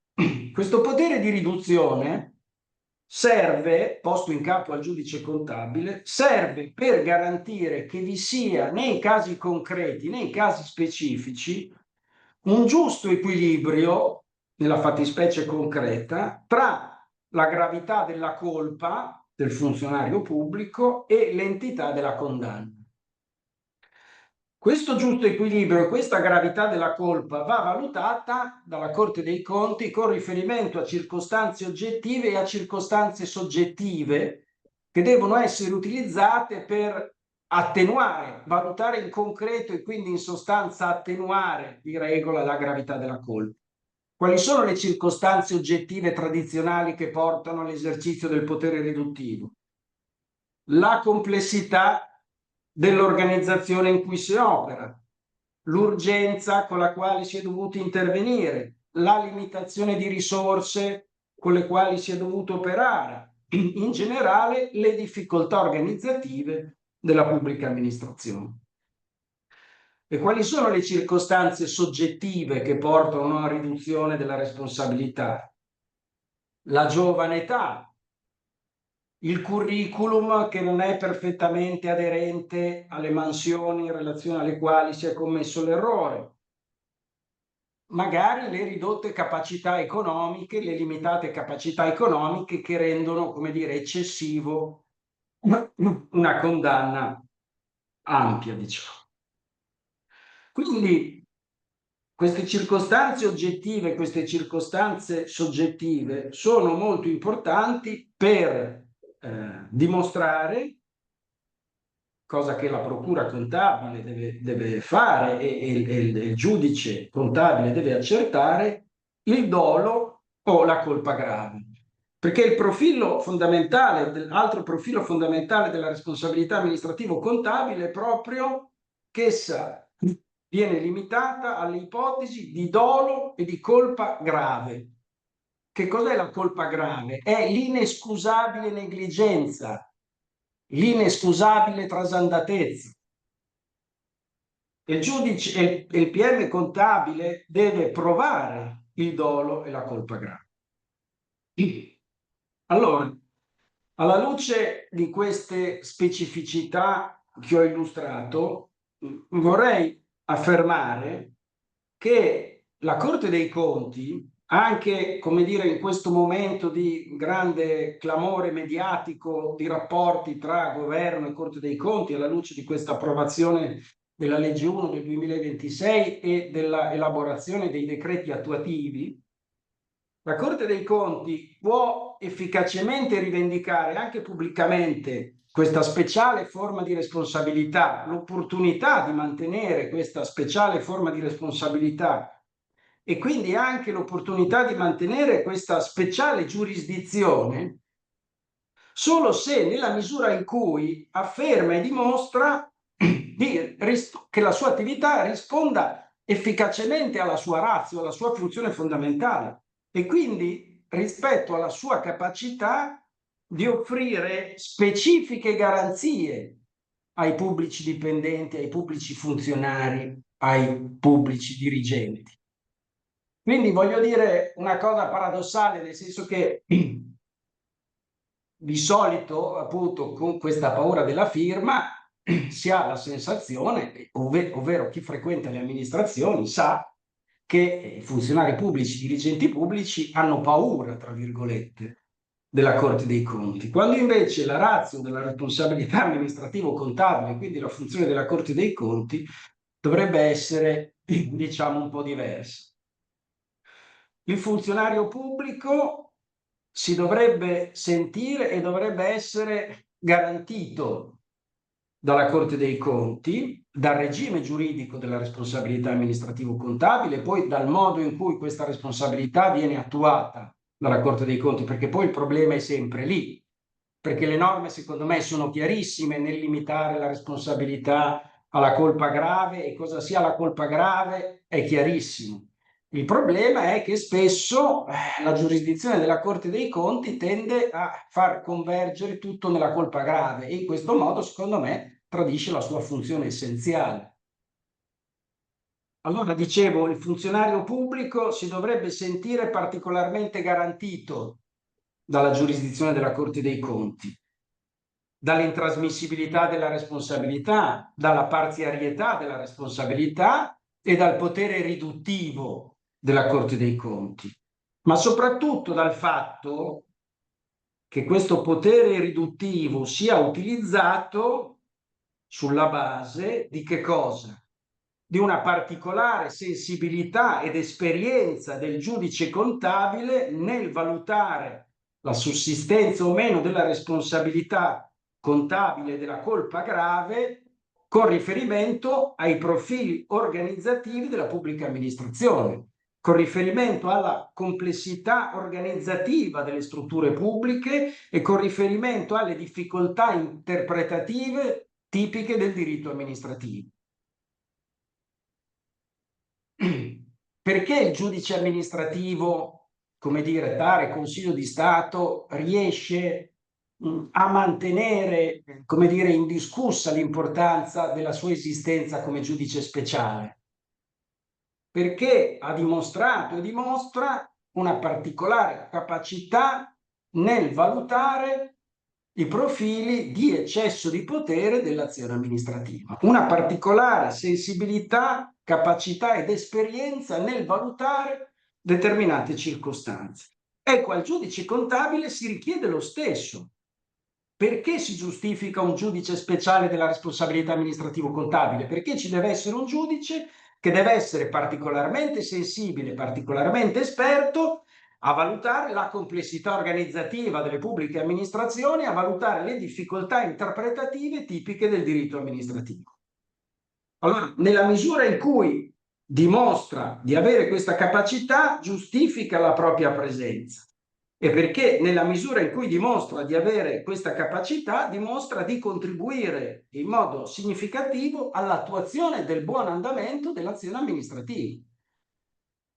Perché altrimenti non contribuisce al buon andamento dell'azione amministrativa. La responsabilità della firma, scusate,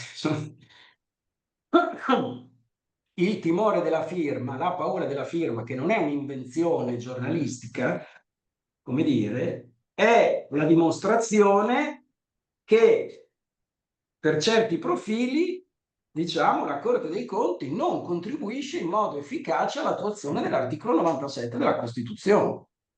E questo, come dire, è un elemento che va corretto. Ma il potere riduttivo, diciamo, due cose ancora e ho finito. Il potere riduttivo è stato rafforzato dalla riforma, dalla legge 1 del 2026. La legge 1 del 2026 ha posto due tetti massimi al quantum del risarcimento, oltre ad avere, come dire, rimarcato il concetto di colpa grave, aver esplicitato il concetto di colpa grave, non sarebbe stato necessario, ma evidentemente era necessario, è stato esplicitato il concetto di colpa grave e sono stati posti dei tetti massimi che fanno riferimento, secondo me correttamente, molto correttamente, alla retribuzione dell'impiegato pubblico.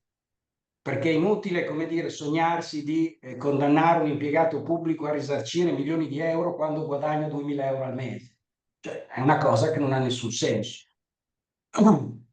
Invece ha senso parametrare, come dire, la pena, tra virgolette, pecuniaria alla quantificazione del suo stipendio, perché, come dire, forse basta poco per farlo preoccupare di comportarsi correttamente. Questi due tetti, volevo ricordare solo questo, questi due tetti non escludono il potere riduttivo, cioè questi sono tetti massimi che sono fissati dall'articolo 1 octies della legge 20 del 94 sulla responsabilità amministrativo-contabile, ma sono tetti massimi all'interno dei quali opera e continua a operare il potere riduttivo della Corte dei Conti. L'ultimo profilo è relativo alla specificità dell'organizzazione universitaria come pubblica amministrazione. Io dicevo che la Corte dei Conti deve dimostrare una particolare conoscenza e una particolare sensibilità e comprensione dei profili organizzativi delle pubbliche amministrazioni rispetto alle quali opera. Ecco, questo vale in modo particolare per le università e gli organi universitari, perché l'amministrazione universitaria, come sostenuto dalla più autorevole dottrina, cito Merloni, e come constatiamo tutti noi, tutti i giorni che operiamo nell'amministrazione universitaria non conosce in modo certo, netto e drastico il principio di separazione, distinzione tra indirizzo politico, organi di indirizzo politico e attività di gestione amministrativa e organi di gestione amministrativa. Ci sono delle sovrapposizioni. Queste sovrapposizioni sono particolarmente pericolose sotto il profilo della responsabilità amministrativo-contabile perché, come dire, il giudice contabile con la pesca a strascico, tra virgolette, potrebbe, almeno in prima battuta, tirare dentro tutti. E questo certamente è un pericolo. Allora, una delle norme più criticate della riforma 1 del 2026 è l'introduzione del comma 1 ter, sempre nell'articolo 1 della legge 20 del 94, sulla distinzione tra responsabilità degli uffici tecnici e amministrativi e la responsabilità degli organi politici. Questa norma vuole essere molto chiara nel dire che quando l'atto è di competenza dell'ufficio tecnico amministrativo non si può, diciamo, chiamare in causa una responsabilità politica, anche se un organo politico ne ha autorizzato e consentito l'esecuzione o l'ha approvato. E d'altra parte si dice anche che si presume una buona fede dell'organo politico quando gli atti di sua competenza sono comunque stati vistati o sottoscritti dagli uffici tecnici o amministrativi della pubblica amministrazione. Ecco, quindi questa norma sulla responsabilità e sulla ripartizione della responsabilità tra organi politici e uffici tecnici amministrativi presuppone, come dire, una distinzione chiara a livello organizzativo tra responsabilità gestionali e responsabilità di indirizzo politico. Questo nelle organizzazioni universitarie non è così definitivamente chiaro. E allora ci sono tre elementi, diciamo, con i quali concludo. Primo elemento: i giudici contabili devono dimostrare la propria particolare capacità e sensibilità con riferimento all'università nel saper distinguere le responsabilità tra gli organi di indirizzo politico e gli organi di gestione tecnica, pur in questa complessità organizzativa. Secondo elemento, forse alla luce dell'articolo 1 ter, nei limiti in cui fosse possibile, gli atenei dovrebbero preoccuparsi di riscrivere, comunque correggere, adeguare i propri regolamenti sulla ripartizione delle competenze, tenendo presente questo profilo di responsabilità e quindi aiutando, tra virgolette, i giudici a non fare confusione e a non allargare troppo i profili di responsabilità. Quindi i regolamenti, come dire, dovrebbero essere scritti tenendo presente non solo le esigenze organizzative proprie dell'Ateneo, ma anche questo riflesso di responsabilità amministrativo-contabile che può diventare significativo. Anche perché, e qui concludo, la circostanza che, come dire, persone che siano docenti universitari delle materie più disparate siano chiamati a firmare atti di gestione amministrativa o comunque assumersi la responsabilità di atti di gestione amministrativa. Adesso poi parlerà il professor Moro, che su questo è molto più esperto di me, però getto una provocazione e, come dire, se è eccessiva diamo colpa al fatto che sono febbricitante. Il principio della il principio del concorso pubblico serve a garantire innanzitutto, prima dell'imparzialità, serve a garantire la specifica competenza del soggetto rispetto ai compiti, rispetto ai quali di gestione pubblica ai quali viene preposto. Allora, come dire, nel momento in cui una persona ha vinto sì un concorso pubblico, ma ha vinto un concorso pubblico in ingegneria nucleare o qualunque altra cosa, non è mai stata accertata la sua competenza a svolgere funzioni di gestione amministrativa.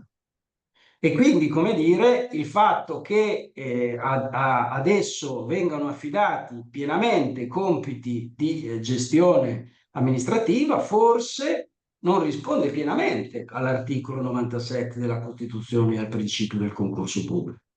Ecco, questa è, come dire, una suggestione, una provocazione che mi è venuta in mente stamattina e rispetto alla quale, diciamo, se è eccessiva, forse diamo la colpa alla febbre. Grazie, buongiorno. Grazie mille Jacopo anche per lo sforzo, ci siamo davvero grati, cercare di guardarti. No, hai aperto sicuramente delle strade di riflessione molto importanti, questa complessità e specificità dell'università e questo rapporto fra responsabilità tecnico-amministrativa, gestionale e poi invece il rapporto con l'organo politico. Questo è un punto che credo che sia molto rilevante, soprattutto verso i tempi di complessità che noi stiamo affrontando, no?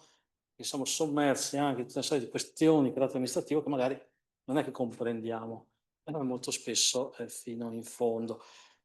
Quindi grazie mille e ora sono lieto di passare la parola al professor Moro, che è delegato della nostra rettrice all'adeguamento e semplificazione normativa e amministrativa dell'Ateneo.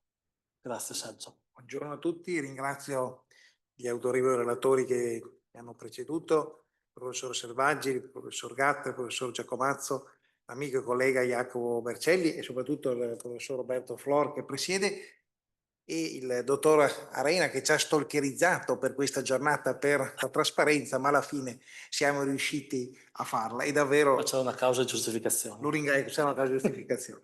E davvero ringrazio perché insomma ha organizzato questo bel incontro, come ci diceva la direttrice generale prima, una riflessione fra università per cercare di cogliere insieme i profili di forza, i profili di debolezza di questo sistema anticorruzione e di questo sistema della trasparenza. La mia relazione, breve perché è mezzogiorno, dopo c'è il dibattito, dopo c'è anche il pranzo, giusto? C'è il light e quindi breve, riguarda una criticità, una problematica che spesso è emersa nella giurisprudenza amministrativa ed è il rapporto tra il procedimento di competenza della commissione di concorso che formula una valutazione sulle pubblicazioni, sull'attività didattica e sulla terza missione dei professori universitari e la proposta di chiamata da parte del Consiglio di Dipartimento. Quindi noi siamo all'interno dei concorsi universitari per professore di prima e seconda fascia. La problematica ha origine perché alcuni regolamenti ricostruiscono il rapporto tra questi due procedimenti, tutti preordinati ad individuare il candidato maggiormente qualificato, quindi procedimenti che hanno una struttura differente ma una funzione, un fine uguale, in questo modo. La Commissione formula una rosa aperta entro un numero massimo di norma di 3 di candidati idonei, oppure individua quelli giudicati positivamente, oppure ancora quelli maggiormente qualificati, ditelo come volete ma ci siamo capiti, e il Consiglio di Dipartimento propone la chiamata di quello che ritiene essere il candidato migliore in relazione alle esigenze didattiche e scientifiche per la cui copertura è stato bandito il posto. Ecco, questa proposta di chiamata è conseguenza di una scelta fiduciaria del Consiglio di Dipartimento, dove io credo che però si tratti non evidentemente di una fiducia intesa in senso soggettivo o politico, ma una fiducia intesa in senso oggettivo istituzionale. Che vuol dire? Cambia una S? No, cambia molto. Perché è fondata non su criteri di consonanza personale o politica fra il nominante e il nominato, ma su un duplice elemento. Da un lato l'idoneità tecnica del nominato, che è stata valutata positivamente dalla commissione di concorso, e dall'altro l'affidabilità. In altri termini potremmo dire la probabilità di esercizio ottimale delle funzioni conferite da parte del Consiglio di Dipartimento, da parte del nominato.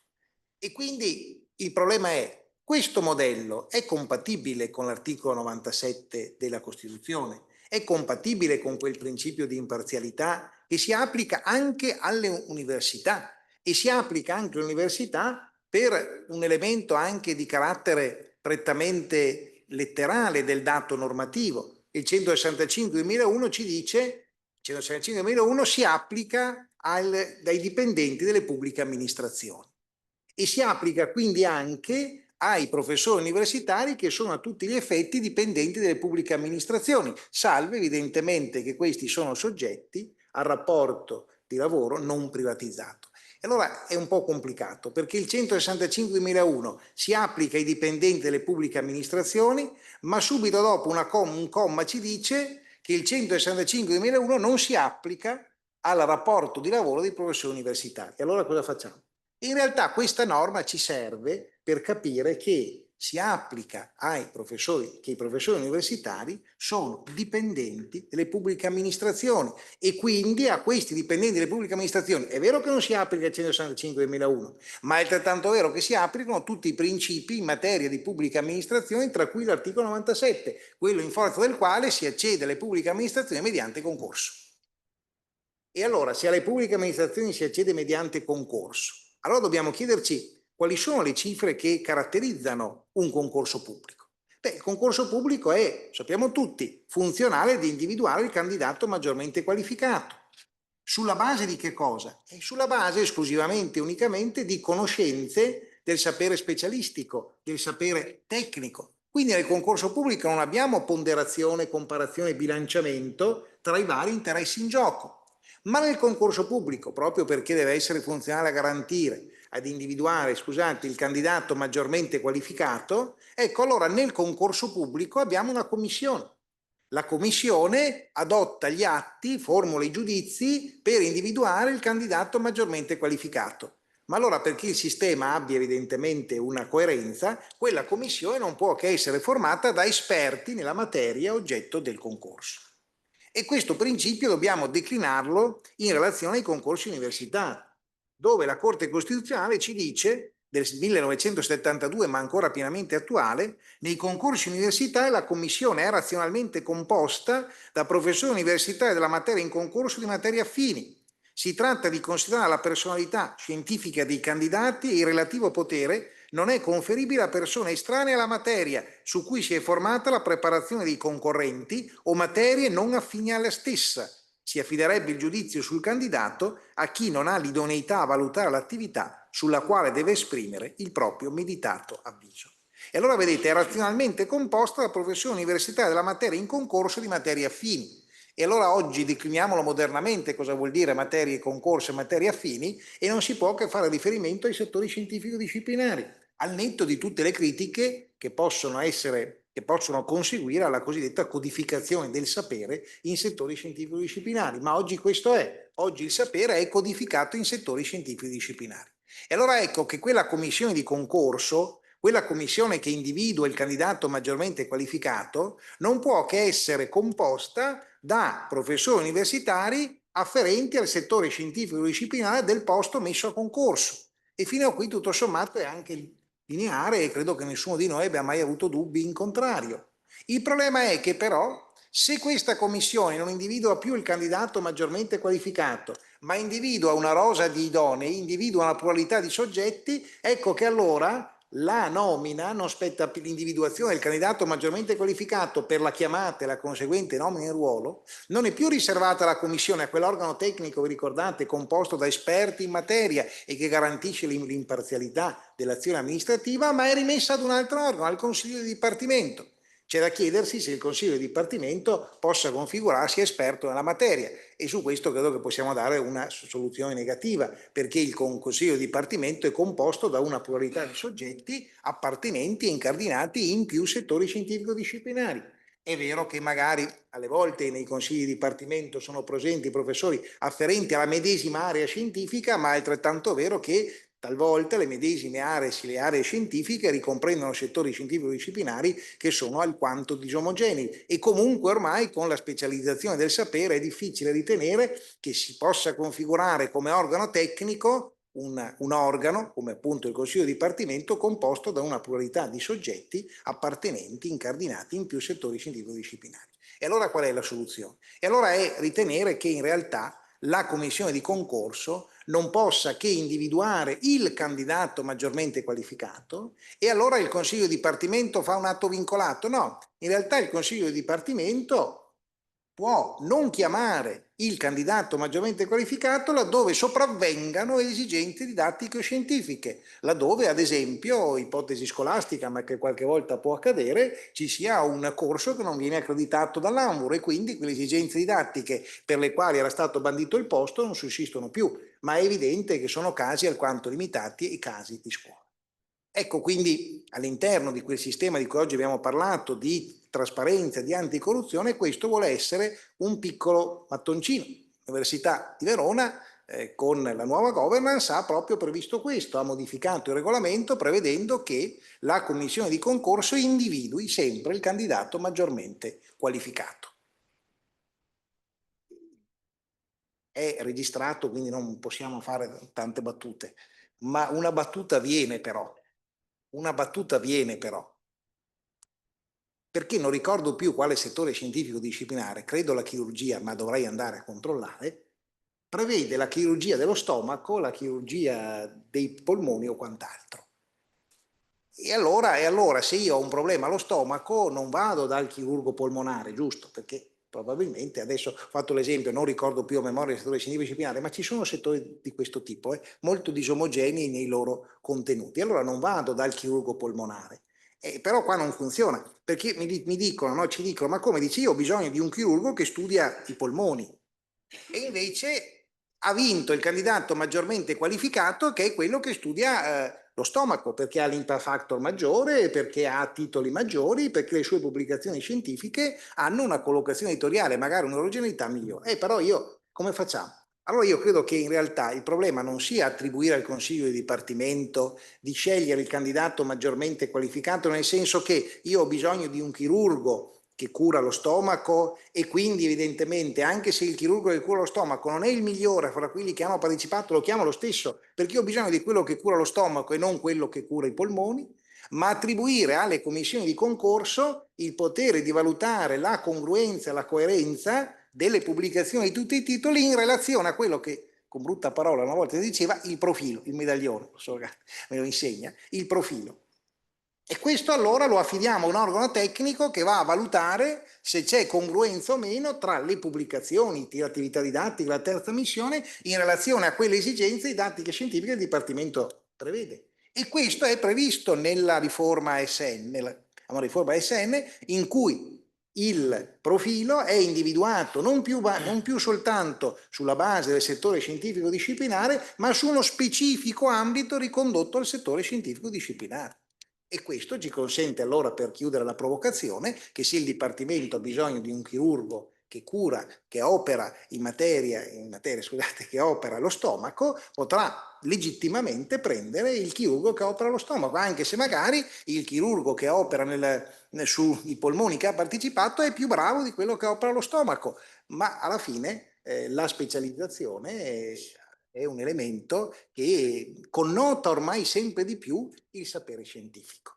E tutto questo è quindi, per dire, questo intervento specifico relativo al rapporto, per chiudere, tra commissione di concorso e Consiglio di Dipartimento nell'ambito dei concorsi universitari, credo che ricostruito in questo modo possa concorrere a realizzare la trasparenza dell'azione amministrativa e si inserisce in quel sistema dell'anticorruzione lato senso inteso che non è, ma naturalmente qua davvero io ripeto cose che i relatori prima di me hanno detto in modo molto puntuale, molto efficace, non è da intendersi solo in senso penalistico, ma è da intendersi anche in senso amministrativistico, ed ecco il professor Gatti ci diceva, ma è necessaria una collaborazione, una integrazione fra il settore di diritto penale e il settore di diritto amministrativo. E io mi fermo qua, grazie.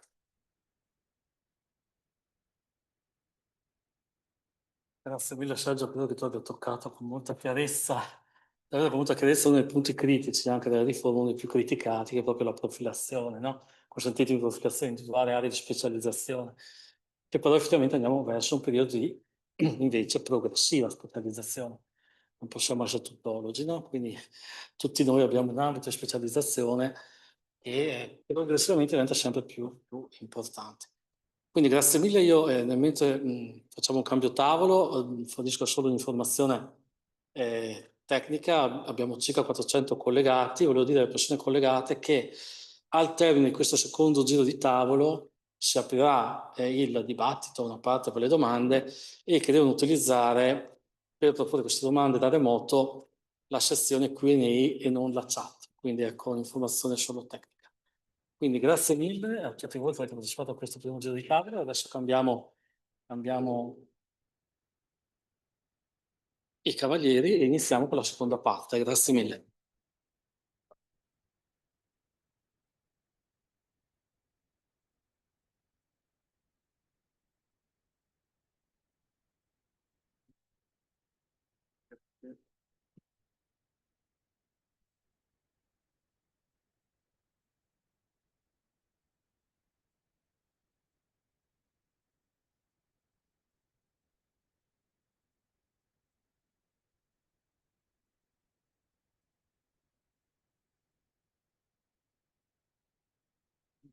Direttore sta al centro.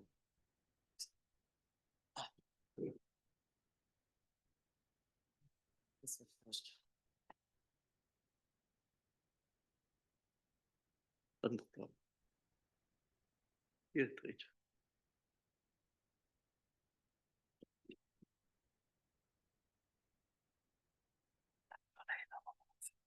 Vado io. Ok. Allora,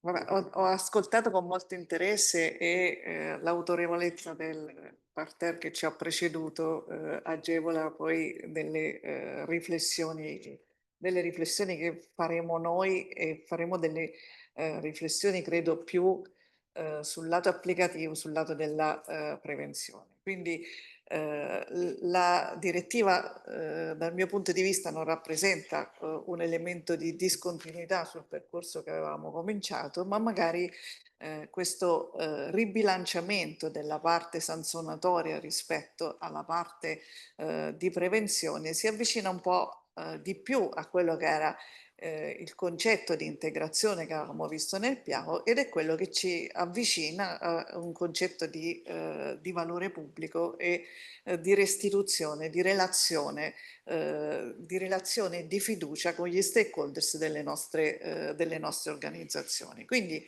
rispetto ai vari punti che sono stati analizzati della direttiva, io lascerei la parola prima ai miei colleghi dell'Università di Venezia Ca' Foscari, di Venezia UAV e di Padova, che è stata nominata e quindi l'abbiamo coinvolta all'ultimo momento in questa riflessione, ma questo attribuirà maggiore spontaneità all'intervento e questa è proprio la parte di riflessione su quello che possiamo fare per avvicinarci sempre di più a consolidare la cultura della prevenzione e a fare in modo anche che le persone siano sensibilizzate perché possano individuare tempestivamente i rischi e la gestione, perché come si è detto la parte sanzionatoria arriva alla fine e arriva quando oramai il reato è evidente. Quindi che cosa possiamo fare noi, che cosa abbiamo fatto noi in questi anni? Inizio io. Sì. Va bene, grazie. Mi sono Donatella. girata. Si è girata questo motivo. Spontaneamente. Grazie Donatella. No, intanto ti ringrazio per l'invito, per l'ospitalità dell'Ateneo, e chiaramente alla professoressa Leratini per averci accolto in questo spazio e per darci l'opportunità di dialogare su un tema estremamente importante per i nostri Atenei. lo diceva il professor Gatta, la prevenzione è un elemento cardine perché il penale arriva sempre troppo tardi. Vorremmo non arrivarci, aggiungerei, vorremmo non arrivarci per riuscire a fare una prevenzione, una formazione tale da permetterci di non avere il problema di doverci confrontare con il penale. Il messaggio dell'etica pubblica che ci viene da questa nuova direttiva UE è un messaggio che in Italia abbiamo già accolto da anni e che i nostri 4 atenei hanno accolto da tempo, anche con questo evento che ormai proponiamo, credo da almeno 8 anni, ora non vado a memoria, Alberto mi aiuterà, però siamo sicuramente la seconda volta che lo facciamo a Verona, quindi siamo oltre i 6 anni sicuramente. Siamo al secondo giro quasi. Siamo sicuramente al secondo giro. Questo dimostra un'attenzione particolare dei nostri atenei su questo tema, che hanno fatto tanto fino ad ora. Hanno fatto formazione, continuano a fare formazione, continuano a fare prevenzione e continuano a non ridurre l'anticorruzione, la trasparenza e la privacy a una questione meramente burocratica, anzi al contrario. Al contempo ci stiamo impegnando, come sottolineava il consigliere Giacomazzo, ci stiamo impegnando anche a informatizzare, automatizzare, a rendere più semplice e meno prescrittivo la questione della trasparenza, per ottenere una trasparenza reale, che non sia un onere burocratico in più. Come sapete, come sai, il mio background è informatico e tecnico, io vengo dalla direzione dei sistemi informatici, grazie Giovanni, dalla direzione dei sistemi informatici. Questo significa che ho potuto a Ca' Foscari e poi seguito, condividendo pratiche con Prasbo, IUAB, Verona, abbiamo potuto utilizzare l'informatica per semplificare gli elementi di trasparenza. Le nostre delibere sono pubblicate automaticamente, una volta che vanno sul protocollo sono direttamente disponibili, i dati della trasparenza vengono automaticamente generati e questo è un ottimo vantaggio perché elimina la difficoltà di seguire burocraticamente un processo, riduce il carico dell'amministrazione e rende la trasparenza un elemento più normale. Ecco, forse è questo che dobbiamo arrivare a fare, normalizzare questo processo di trasparenza, perché i nostri atenei sono veramente molto trasparenti nella loro costituzione e di conseguenza dobbiamo normalizzare questi processi che ormai sono diventati nel nostro DNA e essere più tranquilli nella mettere a disposizione i dati. C'è chiaramente un problema, come fa notare anche la nuova direttiva, un problema di privacy, un problema di conciliare la necessità di fare trasparenza, di mettere a disposizione i dati, di essere più trasparenti possibili e allo stesso tempo di proteggere la privacy del singolo. In questo però la collaborazione con gli atenei ci conforta perché ci permette anche di pubblicare dei dati aggregati tra tutti gli atenei, di cercare di ottenere una pubblicazione che sia più lontana dal dato del singolo e che quindi ci permetta di ottenere una migliore trasparenza. Solo una battuta, poi lascio spazio agli altri, riguardo l'equilibrio, cioè tra indirizzo politico e gestione amministrativa.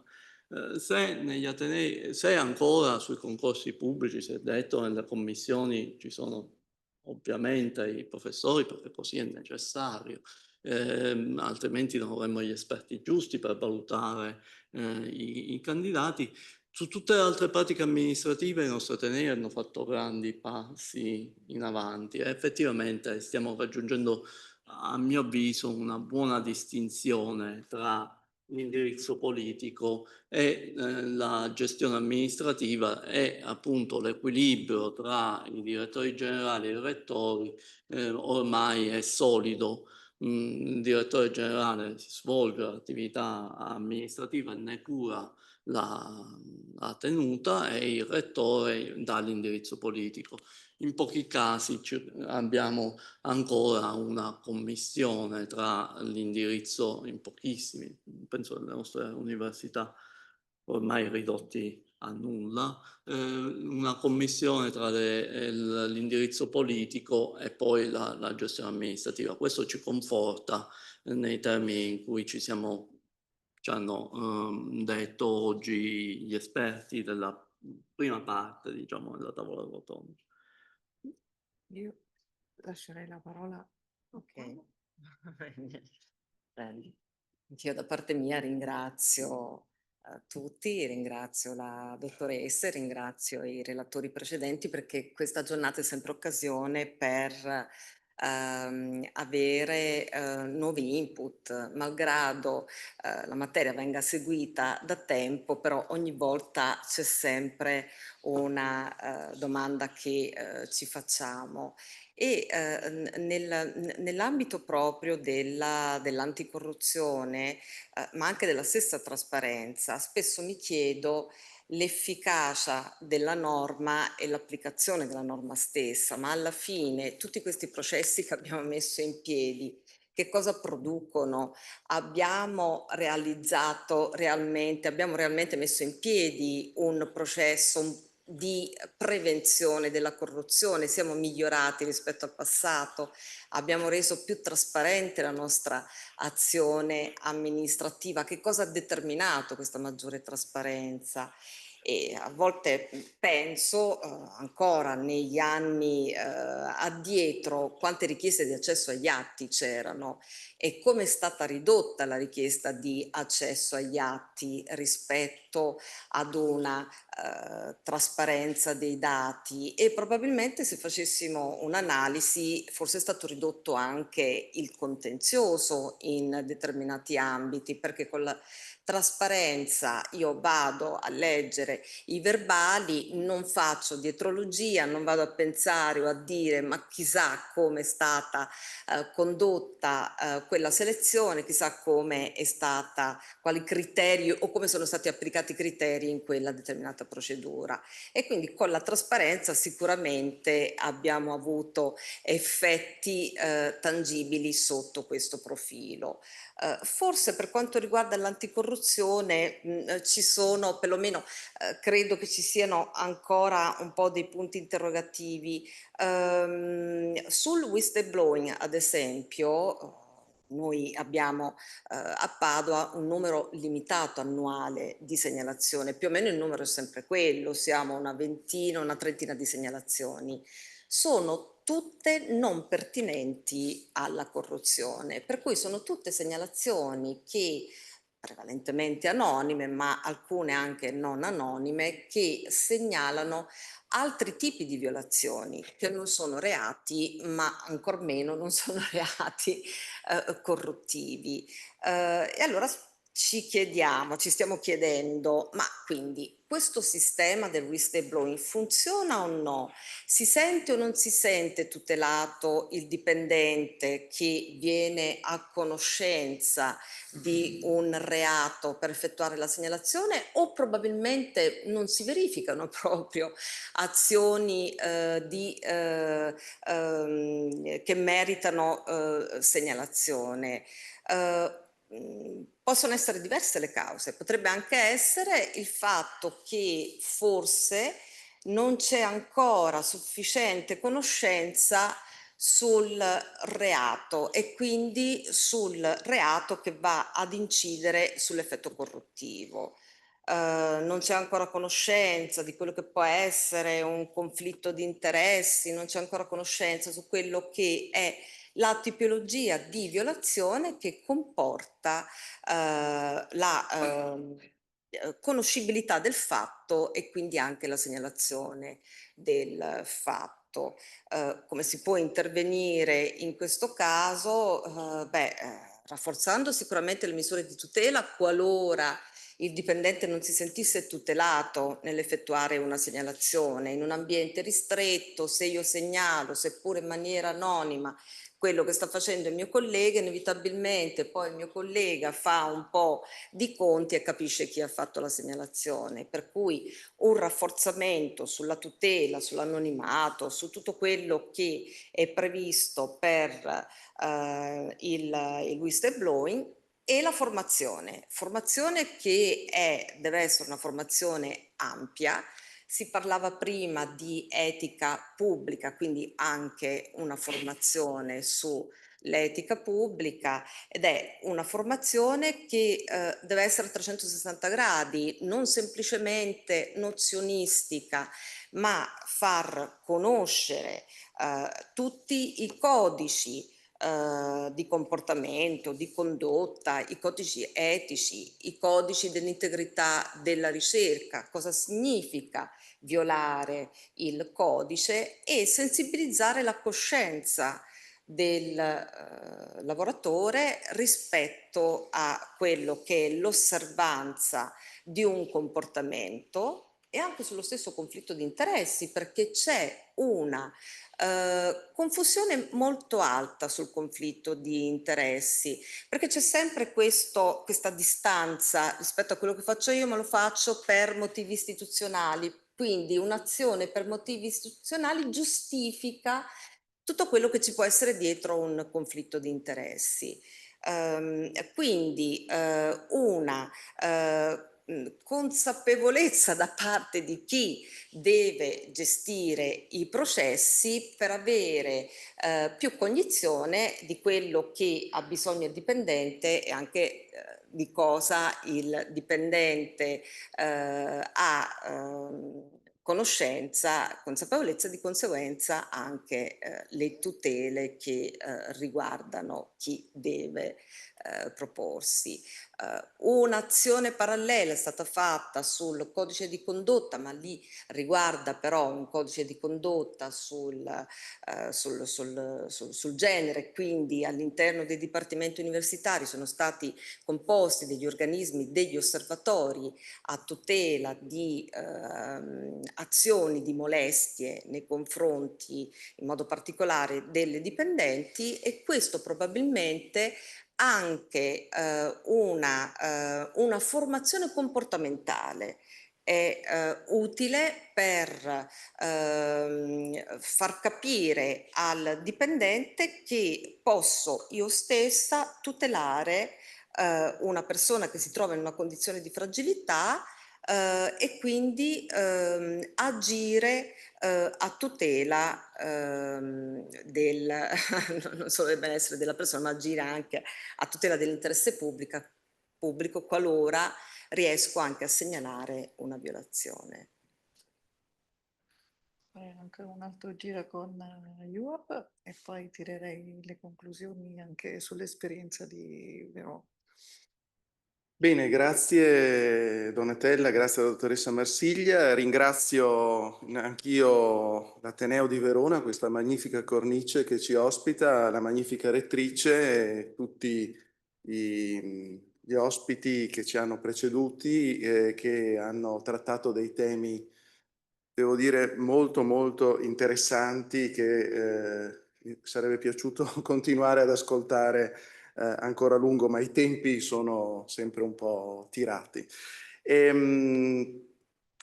Sì, come dicevo, gli argomenti sono tanti, verrebbe voglia di mettersi qui e discutere un po' su tutti. Ne scegliamo qualcuno proprio per approfittare anche di questa compresenza per riuscire ad avere un confronto.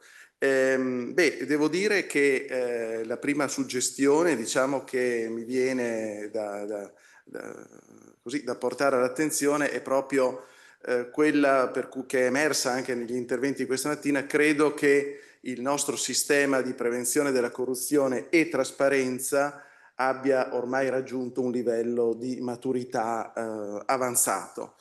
Certo, siamo sempre in un cammino costante, quindi non possiamo dire di essere arrivati, anche perché i contesti con cui ci confrontiamo sono sempre in movimento e quindi dobbiamo comunque essere sempre dinamici anche nell'adattamento, anzi meglio nella prevenzione di tutte le forme, come dire, corruttive in senso lato, quindi anche in senso amministrativo che ci troviamo di fronte. Però credo che il sistema sia ormai raggiunto e lo dico avendo assistito anche alle prime giornate della trasparenza, perché forse sono un po' un veterano di queste situazioni, per cui ricordo appunto i discorsi che anche il consigliere Giacomazzo prima ha ricordato. Si parlava un tempo del piano, quando è entrato in funzione il PIAO, di una somma di piani, e prima ancora per le università si parlava di piano della performance,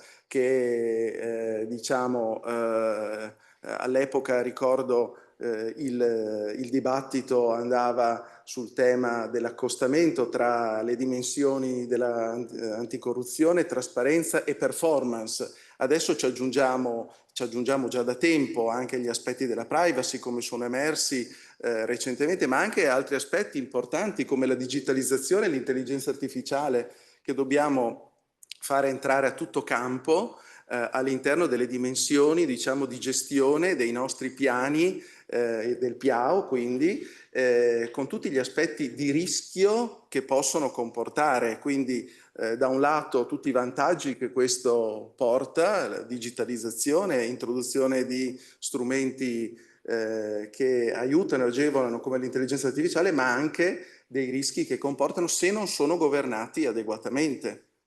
Quindi tutto lo sforzo che dobbiamo mettere dentro a individuare quelle zone grigie, quelle zone opache che si possono venire a creare qualora io non abbia preventivamente individuato quelli che sono gli aspetti, diciamo, che se non giustamente presidiati possono in un qualche modo portarci alla deriva e portare a valutazioni, decisioni, assunzioni di responsabilità non adeguate.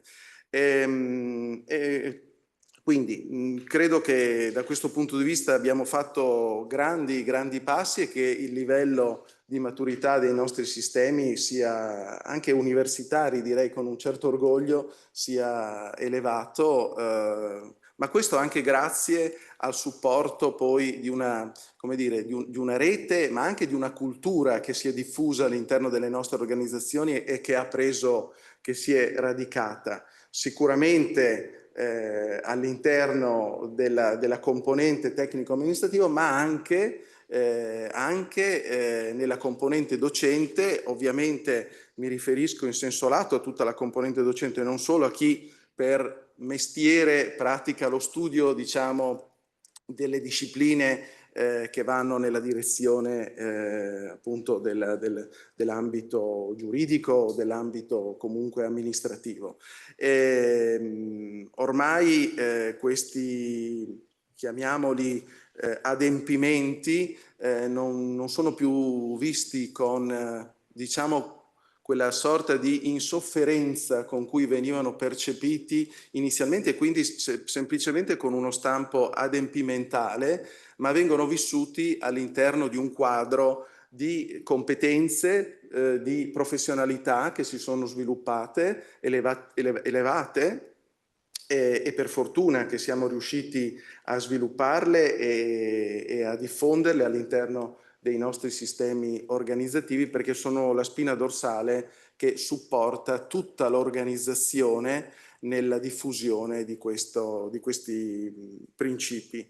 Ecco, in questo senso direi che quindi possiamo essere contenti e orgogliosi di quello che siamo riusciti a creare, ma certamente non è, come dicevo, un punto di arrivo, è semplicemente un punto comunque di transito, rispetto al quale non va assolutamente allentata la presa, perché è evidente che il sistema attorno comunque progredisce, propone sempre nuove sfide, e come ad esempio quella dell'intelligenza artificiale, che va assolutamente tenuta e governata. Dagli interventi di questa mattina poi mi fermo perché se riusciamo a fare un altro po' di dibattito, forse dagli interventi di questa mattina,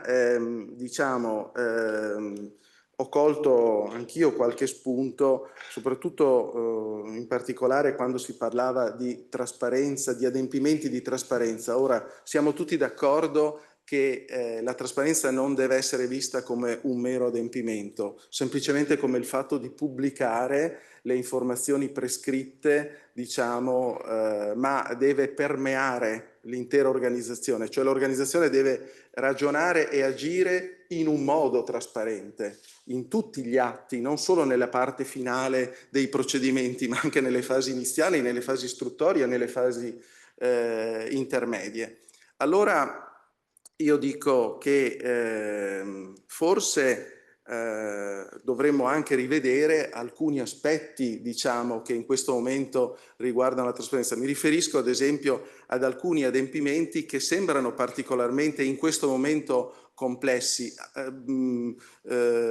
È il momento in cui gli organi, gli OIV stanno monitorando gli adempimenti di trasparenza delle pubbliche amministrazioni. Ebbene, nella sezione, ad esempio, bandi di gara e contratti, vi sono informazioni che richiedono di essere pubblicate, particolarmente difficili da monitorare. Mi riferisco ad esempio alla fase esecutiva dei contratti, perché non abbiamo a disposizione delle procedure automatizzate che ci consentono di trasferire. Ovviamente non è una critica, stiamo facendo un dibattito, quindi è interessante sollevarlo questo. Non ci consentono di trasferire automaticamente le informazioni dalle parti più strettamente contabili, ad esempio, alle parti invece più adempimentali della trasparenza. Quindi ben venga ogni forma di informazione utile in questa direzione, però diciamo in questo il sistema non è ancora maturo e noi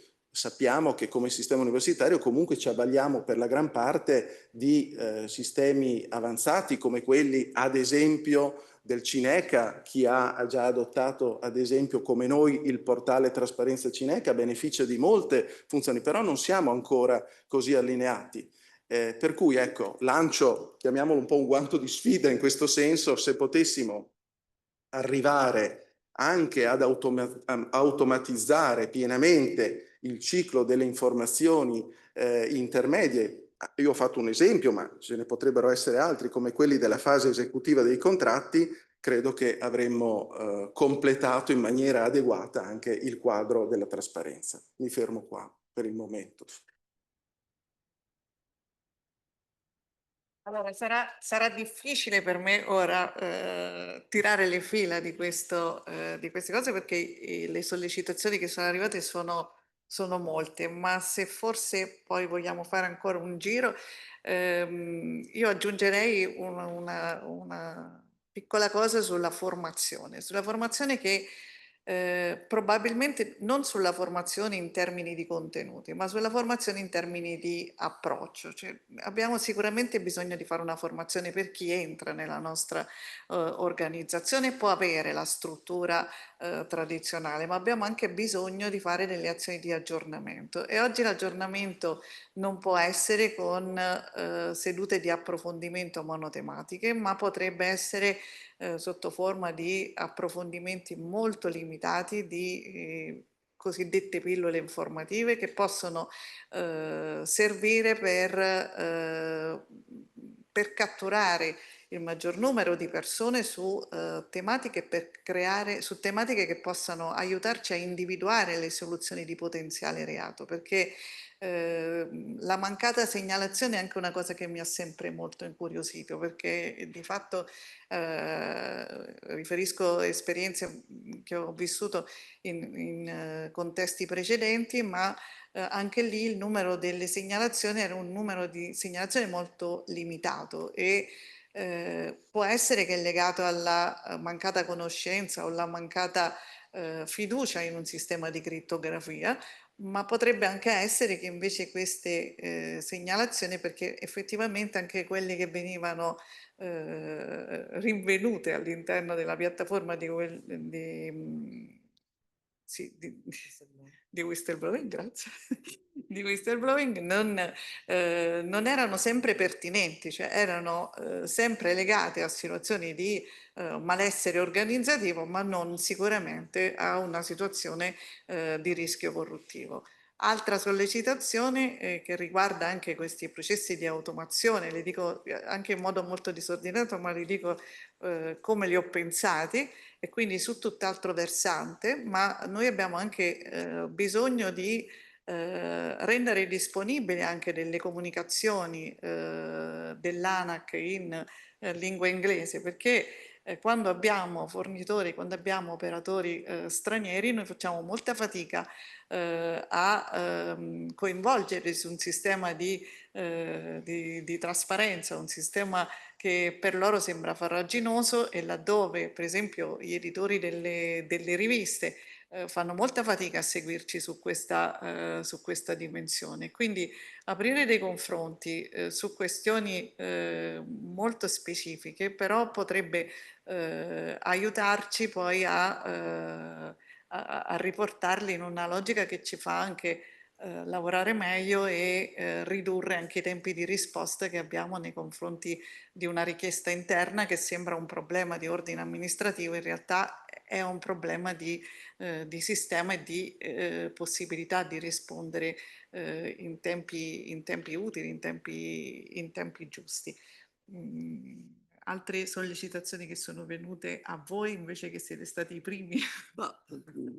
Lasciami dire, parto da Rosario, ma mi collego a quello che ha detto Alberto, che l'efficacia della norma sulla trasparenza è strettamente legata a un'operazione di reingegnerizzazione dei processi che stanno alla base della norma. Cioè noi dobbiamo, come abbiamo fatto in questi anni, reingegnerizzare i processi, automatizzarli, e qui i dirigenti dell'informatica sono importanti, e andare a fare in modo che la trasparenza sia elemento della reingegnerizzazione del processo, in maniera tale che non sia un lavoro in più, non sia aggiunto. Appunto, Alberto parlava degli appalti, ma basterebbe che si arrivasse alla parte terminale del fascicolo degli appalti, e quindi automatizzando anche quella parte avremmo risolto il problema della trasparenza in corso d'opera e poi alla fine. Quindi insomma li vedo molto connessi, e l'efficacia della norma sta nel fatto che ci ha spinto a rivedere i nostri progetti, e poi i nostri processi, scusate, ci ha spinto a rivedere i nostri processi, a analizzarli in dettaglio, a capire come estrarre in automatico quei dati che erano richiesti e che giustamente erano da pubblicare, e abbiamo ottenuto, come dicevi bene tu, una riduzione degli accessi agli atti, una maggiore consapevolezza da parte degli utenti.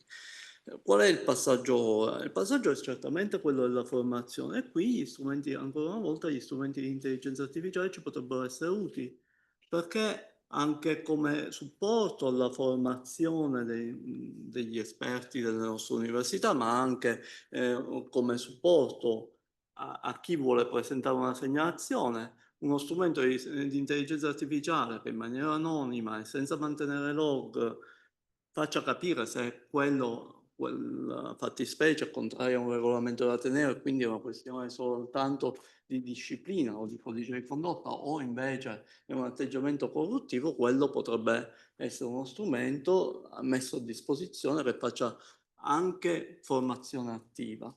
Quindi ci sono delle cose ancora da fare, ovviamente, è un percorso. Dobbiamo andare a individuare come migliorare i nostri processi per renderli, da un lato, più trasparenti e più leggibili. La prima volta che abbiamo parlato di questa cosa, ricordavate che si parlava della casa di vetro, riprendendo una suggestione particolare, e dobbiamo arrivare lì. I nostri processi devono essere estremamente chiari, semplici, in modo da essere anche burocraticamente semplici, non appesantirci, allo stesso modo di permetterci di poter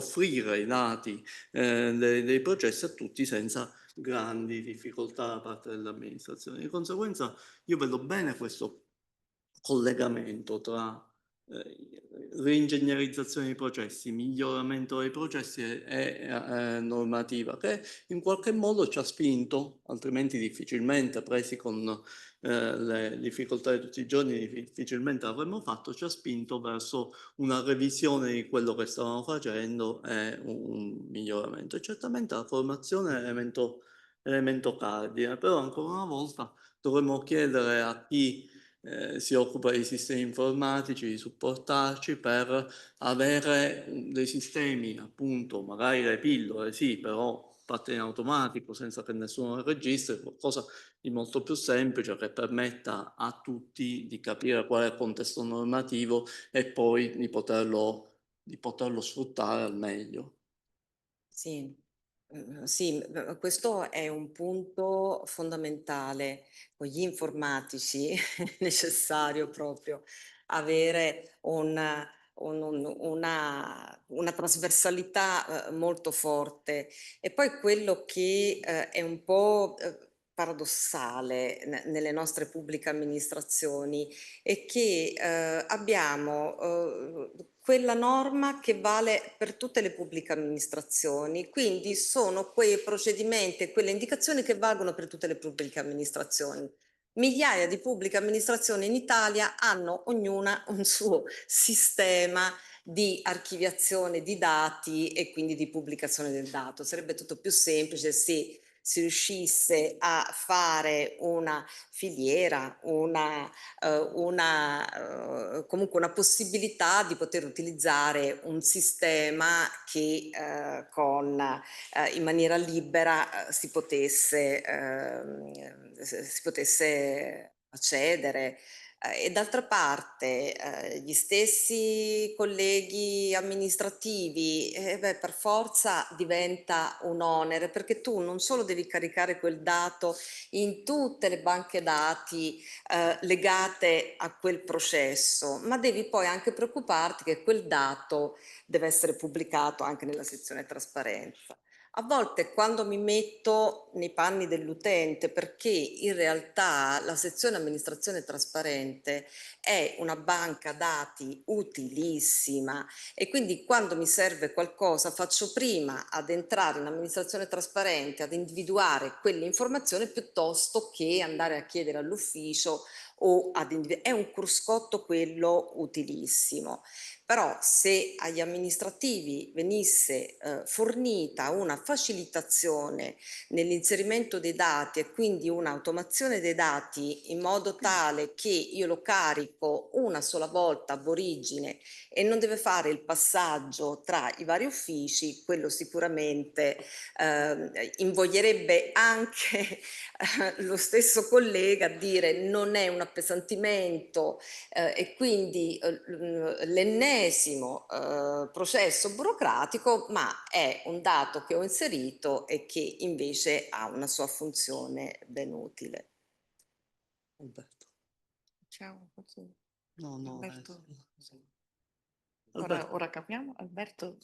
Sì, ma è chiaro che io sono particolarmente d'accordo con i colleghi che sono intervenuti su questi aspetti. Vorrei semplicemente sottolineare che noi disponiamo già in questo momento di, a parte gli aspetti della digitalizzazione naturalmente, di numerosi strumenti organizzativi e giuridici che a volte forse non vengono percepiti fino in fondo come un insieme, diciamo, di strumenti che possono essere utilizzati efficacemente anche verso la realizzazione di misure di prevenzione della corruzione e trasparenza, ma anche di tipo organizzativo, cioè diciamo, strumenti che ci consentono, se ben agiti, se ben utilizzati, di ottenere delle performance elevate da parte del nostro ente e in definitiva che contribuiscono tutte alla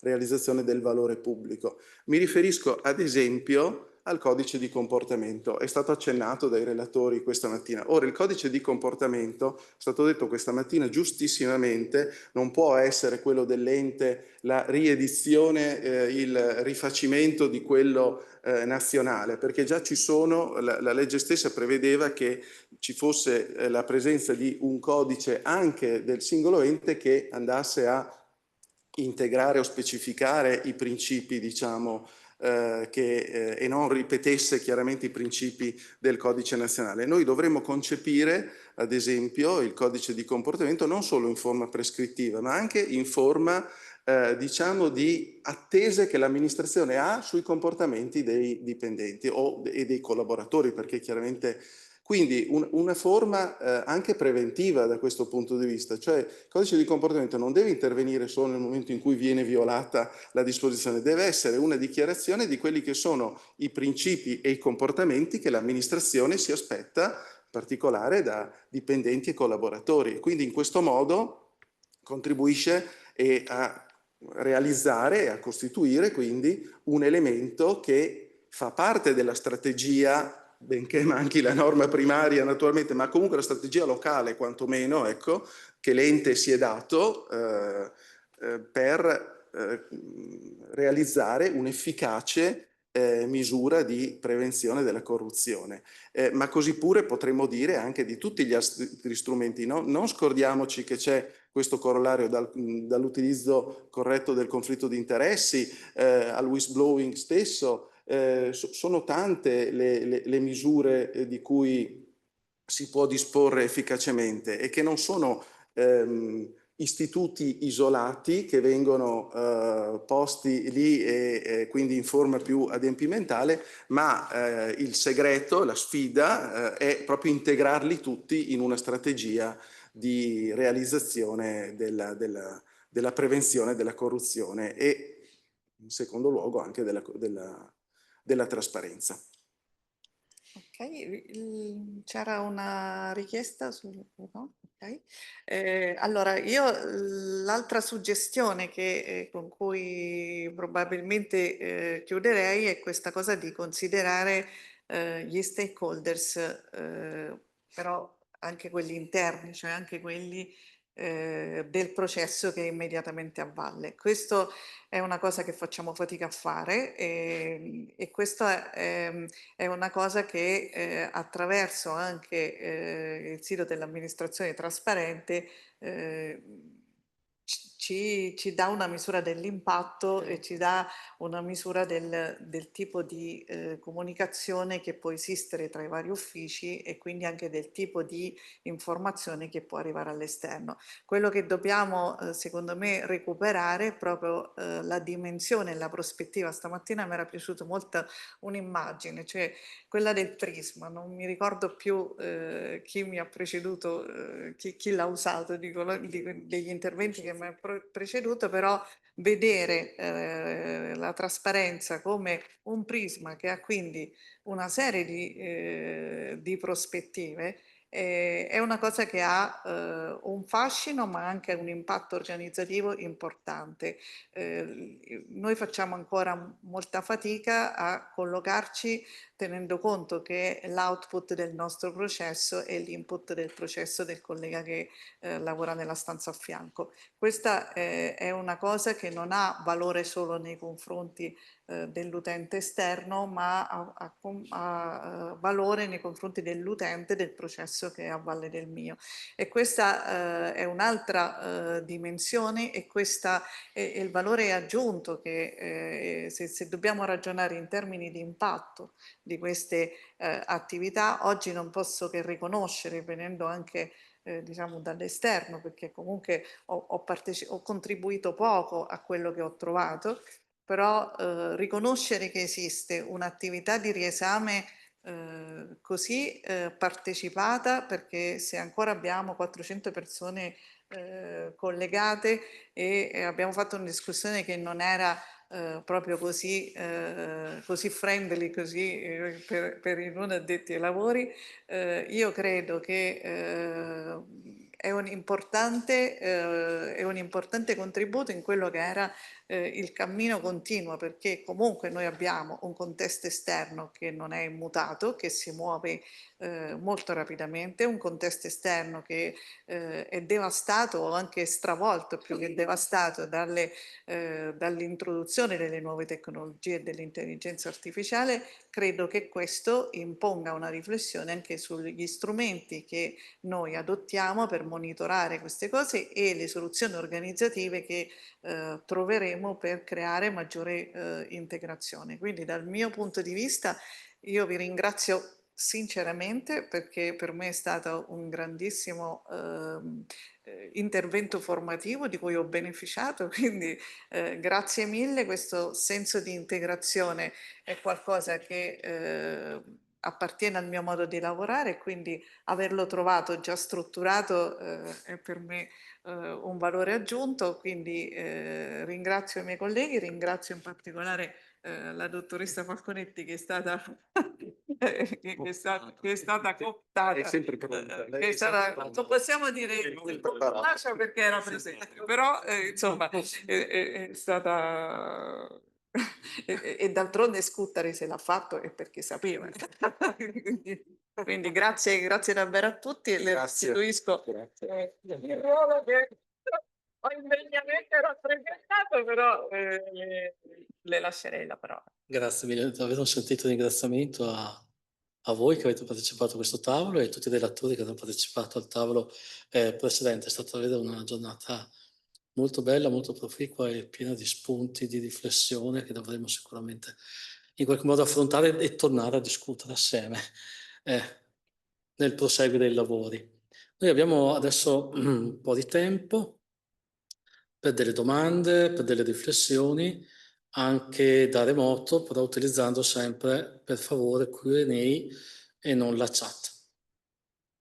Quindi apriamo al dibattito. Per ora non c'è nulla. In aula c'è qualcuno che ha qualche riflessione, qualche domanda? Prego. Fai anche questo. Ma vieni qua.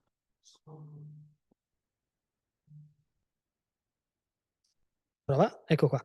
Vabbè, grazie a tutti intanto perché è stato un momento molto interessante. Io avevo una domanda per l'avvocato Giacomazzo, il consigliere, ne approfitto insomma, dato che siamo qua, insomma, perché lei ha parlato di strategia nazionale che la direttiva insomma impone a tutti gli stati, ma e quindi che l'ANAC ha preso anche in gestione, tra virgolette, da quest'anno. E quindi sta delineando anche questa strategia anche tramite questi schemi di pubblicazione, che quest'anno sono stati questa novità, anche riferendomi a quanto diceva il dottor Domenicali per l'attestazione del nucleo di valutazione degli UIV. Dato che si tratta di schemi, come dice sempre ANAC, di semplificazione, forse ha avuto lì una provocazione, insomma, non so se mi può dare un po' un suo parere, non è il caso di accompagnare le amministrazioni, tutti gli enti, mediante corsi, interventi o comunque programmi di formazione anche dedicati a questi schemi che comunque hanno un grossissimo impatto per tutti gli enti a livello nazionale. Grazie.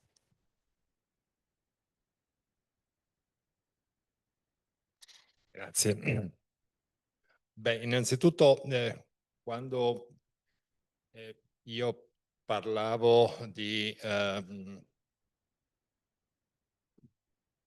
omogeneizzazione, mi riferivo ovviamente alla parte relativa alla trasparenza e quindi gli schemi si ricollegano a un progetto inerente alla creazione di un sistema unico di trasparenza, la famosa piattaforma unica della trasparenza.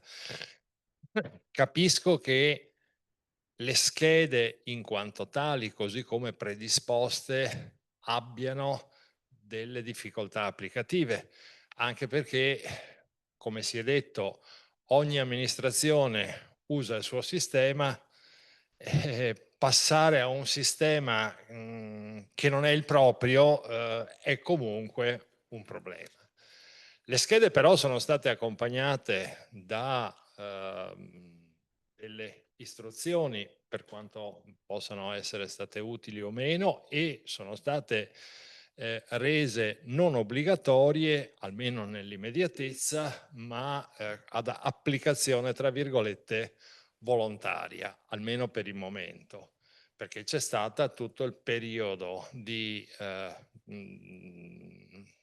chiamiamolo prova, che tra l'altro ha portato anche a modifiche delle schede, nel senso che le schede dal momento in cui sono state messe a disposizione e dal momento in cui si è detto la prima fase è una fase facoltativa, hanno poi avuto proprio in sede di applicazione tutta una serie di osservazioni che sono pervenute ad ANAC. Sulla base di quelle osservazioni abbiamo poi cercato di modificare le schede per avere un dato unico. Quest'anno, tra l'altro, nel PNA c'è una parte speciale che riguarda proprio sulla trasparenza la qualità del dato, e cioè come il dato inserito nella trasparenza debba in qualche modo rispettare determinati requisiti affinché sia un dato sostanzialmente leggibile.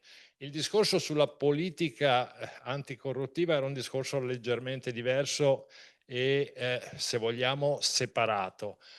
In realtà non è che ANAC quest'anno per la prima volta ha cercato di mettere nero su bianco una programmazione.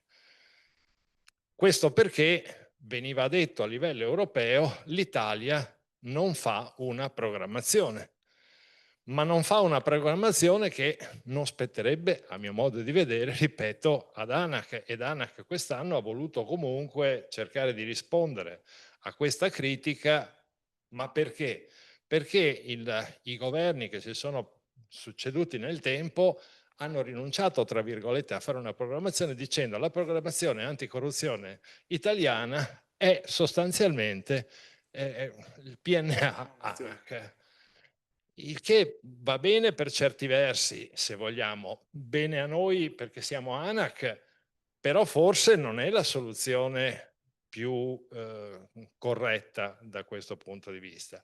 Poi mi rendo perfettamente conto che uniformare crei delle difficoltà. Poi abbiamo anche un legislatore un po' schizofrenico perché prevede un sacco di banche dati, prevede un sacco di obblighi di pubblicazione con finalità diverse, con contenuti diversi. Per cui anche recentemente è stato detto che a determinati obblighi si può tranquillamente rispondere mettendo il rinvio a una determinata banca dati, dopo si va a vedere quella determinata banca dati non esiste, oppure prevede il contenuto di dati diversi rispetto a quelli chiesti ai fini del 33. Diventa veramente difficile se non c'è una politica coordinata nazionale, a mio avviso.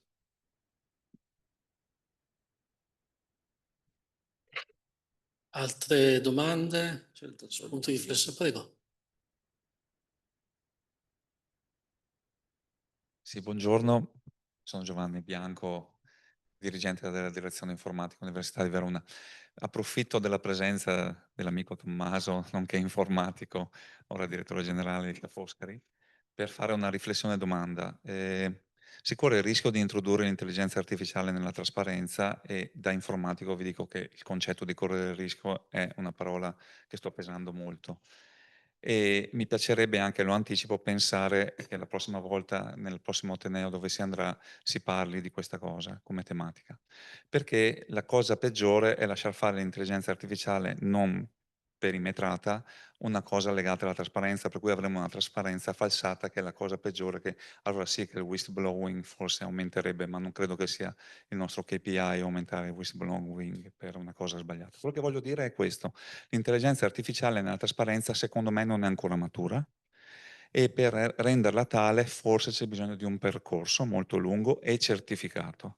La certificazione dell'intelligenza artificiale non è una cosa semplice e quindi ho l'impressione che la trasparenza possa fruire dell'intelligenza artificiale, ma in un percorso che ha bisogno di maturazione, appunto, perché tutti noi, se facciamo qualche domanda all'intelligenza artificiale, ci rendiamo conto che è allucinogena, non perché si è presa dai funghi, ma perché è così. E quindi la trasparenza invece ha bisogno di precisione, di comprensione semantica delle basi dati in maniera corretta, di uniformità delle basi dati. Non credo che sia così. Allora volevo capire, secondo voi, e quindi ho già anticipato che insomma magari Tommaso è la persona più giusta per poter dare questa risposta, ma non limito agli altri ovviamente. Secondo voi cosa ne pensate di questa connubio intelligenza artificiale e trasparenza?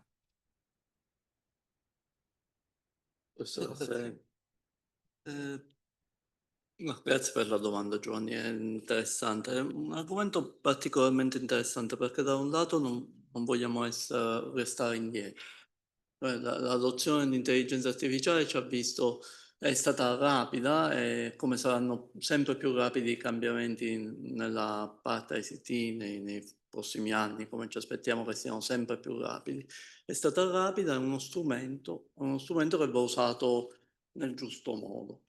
Hai ragione tu nel dire l'adozione non pesata, non valutata bene dell'intelligenza artificiale nella trasparenza può portare a delle allucinazioni, a un dato falsato.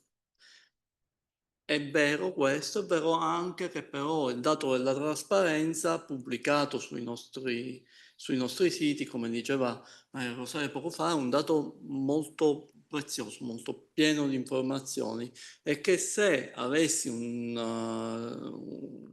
LLM dedicato ai dati della trasparenza e reggimentato solo a quella zona, quindi che prende il dato solo dai dati ufficiali pubblicati in un certo modo, dopo aver fatto l'analisi della semantica, potrebbe rendere il dato più fruibile agli utenti. Faccio un esempio banale: se tutti mettessimo a disposizione in un contesto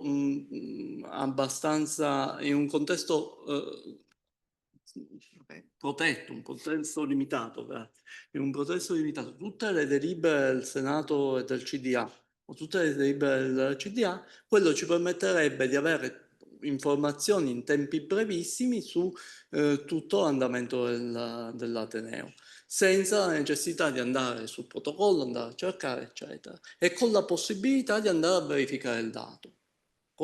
Perché questo deve essere sempre il nostro indirizzo, cioè lasciare a disposizione il dato di base e poi, per esempio, permettermi di andare a utilizzare i dati che erano una volta dell'XML della trasparenza per essere rielaborati da un sistema di intelligenza artificiale che me li renda sotto forma di grafici o sotto forma dell'analisi che io utente voglio fare.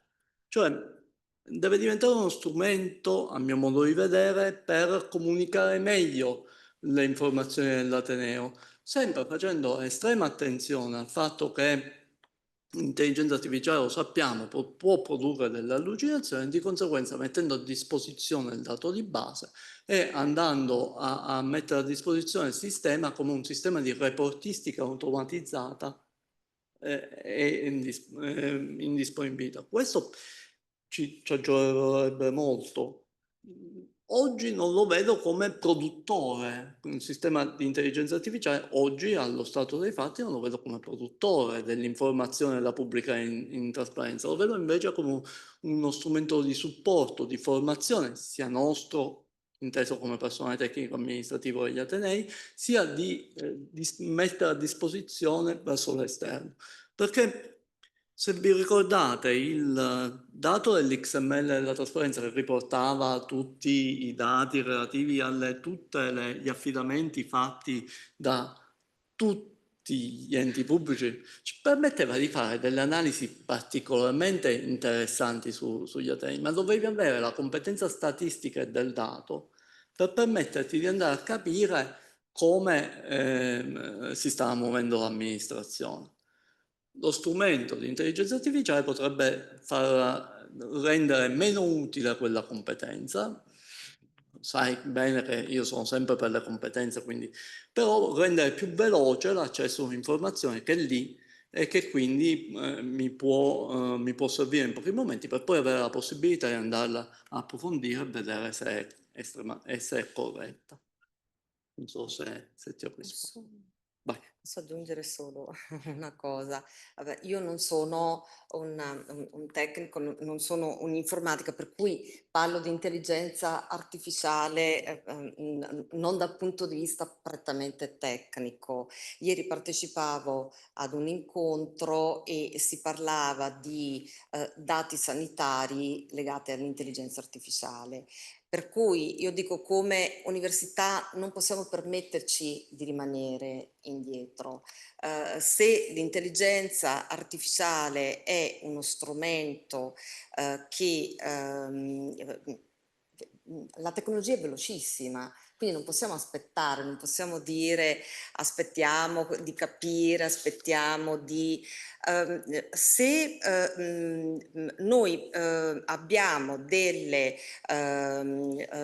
attività connesse con altre attività, con altri enti e l'intelligenza artificiale è uno strumento che viene utilizzato, come Ateneo io dico non possiamo esimerci, non possiamo rimanere indietro, per cui ovviamente va governato, ovviamente va gestito, bisogna avere la consapevolezza del risultato che dà e quindi la conoscenza del risultato che dà l'intelligenza artificiale, la capacità di avere cognizione, saper gestire il dato, però non possiamo rimanere indietro.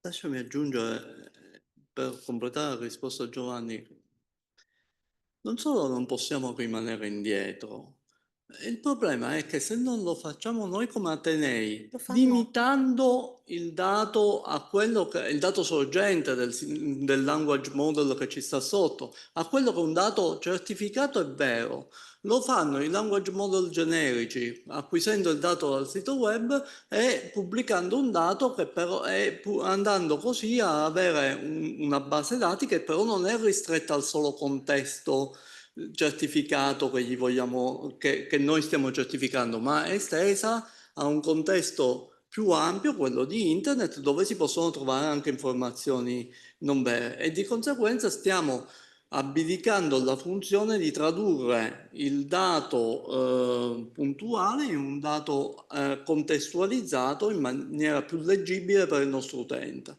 Dopotutto la norma sulla trasparenza tende a rendere più trasparente l'amministrazione, quindi più semplice da capire, non a consegnare migliaia di dati senza che sia possibile capire. Quindi il nostro scopo non è tanto di pubblicare il dato, il nostro scopo è di rendere le amministrazioni trasparenti, di vetro, e che quindi il sistema di intelligenza artificiale regimentato, analizzato bene, con risposte abbastanza precise, potrebbe essere uno strumento e evitare che altri strumenti generici invece facciano questo mestiere in maniera peggiore, perché lì veramente le allucinazioni sarebbero troppe.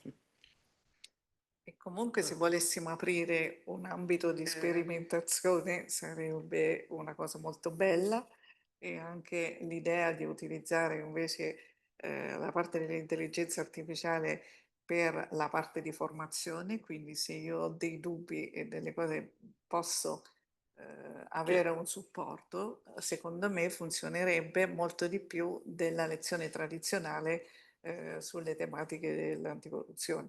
Cioè questo è quello che dobbiamo, su cui dobbiamo lavorare molto, è modificare gli approcci della formazione, soprattutto in questi ambiti così specialistici e per tutto il personale, non solo per il personale specializzato che dedichiamo a queste attività. Quindi diciamo che l'ambiente di collaborazione, come si dice, la piattaforma collaborativa l'abbiamo creata. Ora dobbiamo cominciare a metterci dei contenuti e a continuare questo percorso di cui insomma io sono molto contenta di essere stata inclusa, e quindi grazie davvero a tutti voi. Ecco, sì, se mi posso permettere, non resisto, perché è uno dei miei campi di ricerca principali, il rapporto fra diritto e tecnologia.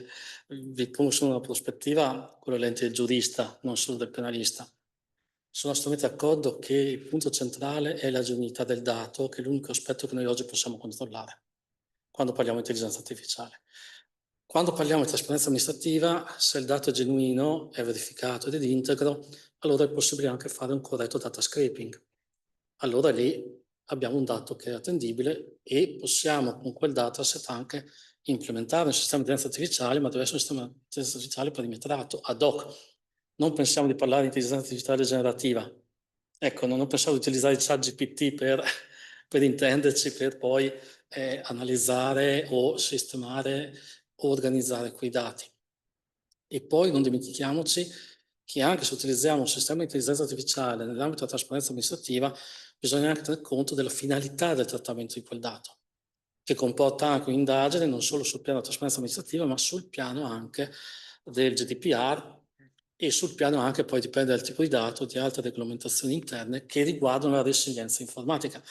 Non dimentichiamoci che adesso abbiamo anche una direttiva NIS2 che dobbiamo attuare anche all'interno di Atenei, e se utilizziamo sistemi di questo tipo dobbiamo considerare anche tutta una serie di considerazioni in materia di resilienza informatica, no? Quindi credo che lì sia un punto centrale sul piano anche dell'investimento, nel senso che creare un sistema di intelligenza artificiale perimetrato, perché potremmo anche crearlo all'interno, perché le competenze, come diceva il professor Gatta, le competenze all'interno dei nostri atenei magari ci sono, magari si può pensare a creare un sistema di intelligenza artificiale interno, una fase di sperimentazione e una fase di verifica per comprendere se effettivamente, però partendo dal dato.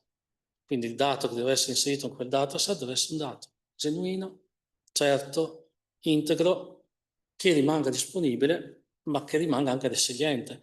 Cioè devo anche recuperare quel dato e quindi devo pensare di effettuare tutta una serie di backup. Scusate, mi rendo conto che sono un giurista, magari correggetemi se sul piano tecnico dico qualcosa di non corretto. Però dobbiamo anche pensare a una backup di quel dato, perché non dimentichiamoci che gli attacchi ransomware, le università sono al primo posto quasi fra le istituzioni pubbliche, no? Oggetto di attacchi ransomware, magari quelle che hanno anche all'interno, no? L'azienda ospedaliera.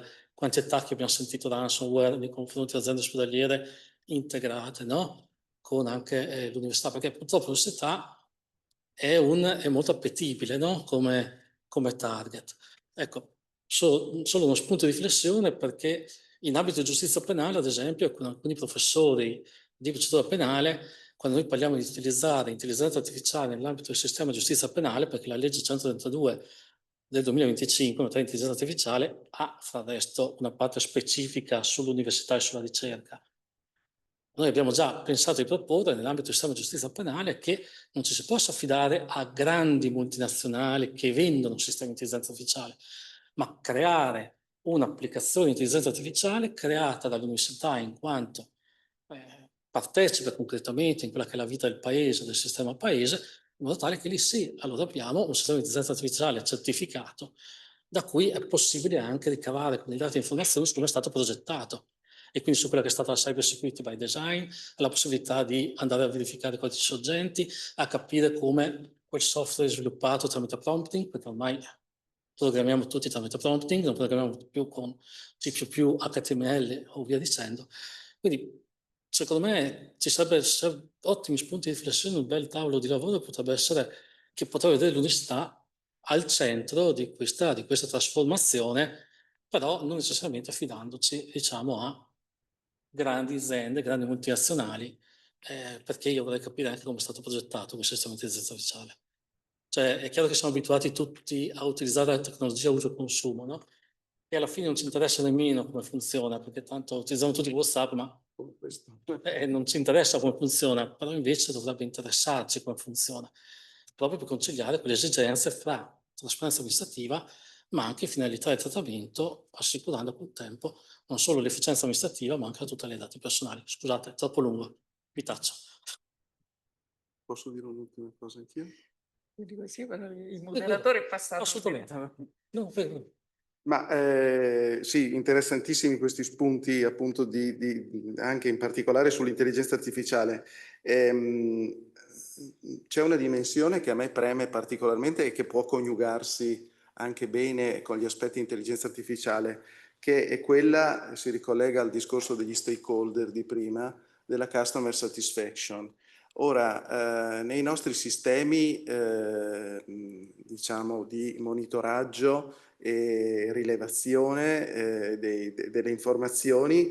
Credo che tutti ormai abbiamo per obbligo da una parte o per volontà ulteriore dall'altra introdotto sistemi di questo tipo. Ecco, credo che dovremmo valorizzarli anche ai fini, diciamo, proprio delle misure di prevenzione della corruzione. Cioè, se da questi questionari rilevano elementi particolarmente coincidenti in una determinata direzione, frequenti o ripetitivi, forse dovremmo porci dei problemi e delle questioni e magari mettere delle misure nei nostri piani di monitoraggio, delle misure apposite che devono andare a verificare periodicamente lo stato dell'arte. Però credo anche che potremo usare molto efficacemente nelle maniere più sicure possibili i sistemi di intelligenza artificiale. Noi ad esempio adesso so che la mia responsabili dei servizi legali, mi del PCPT, sgroneranno gli occhi perché io parlo sempre un po' di più di quello che...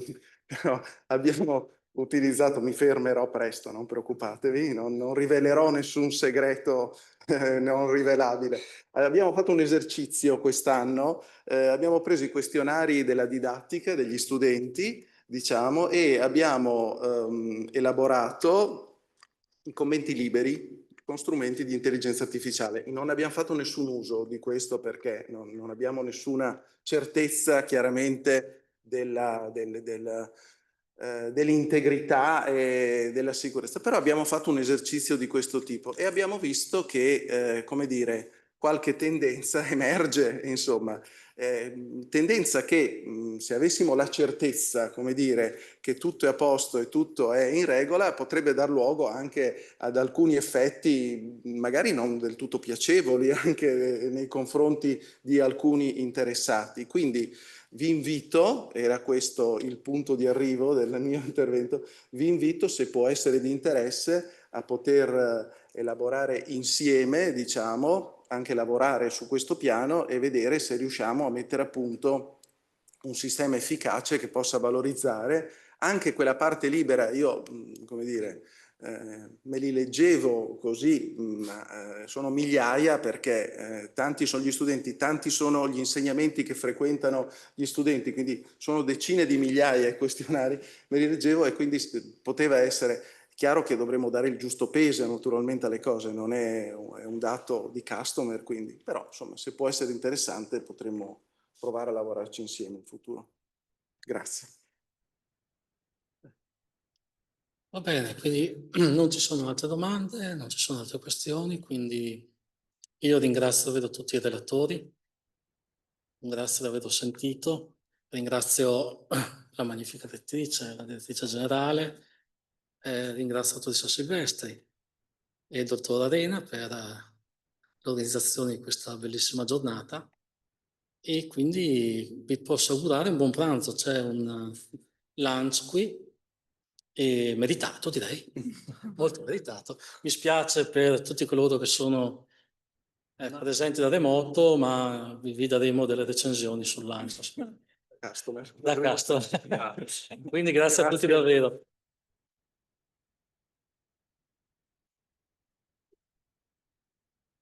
Grazie.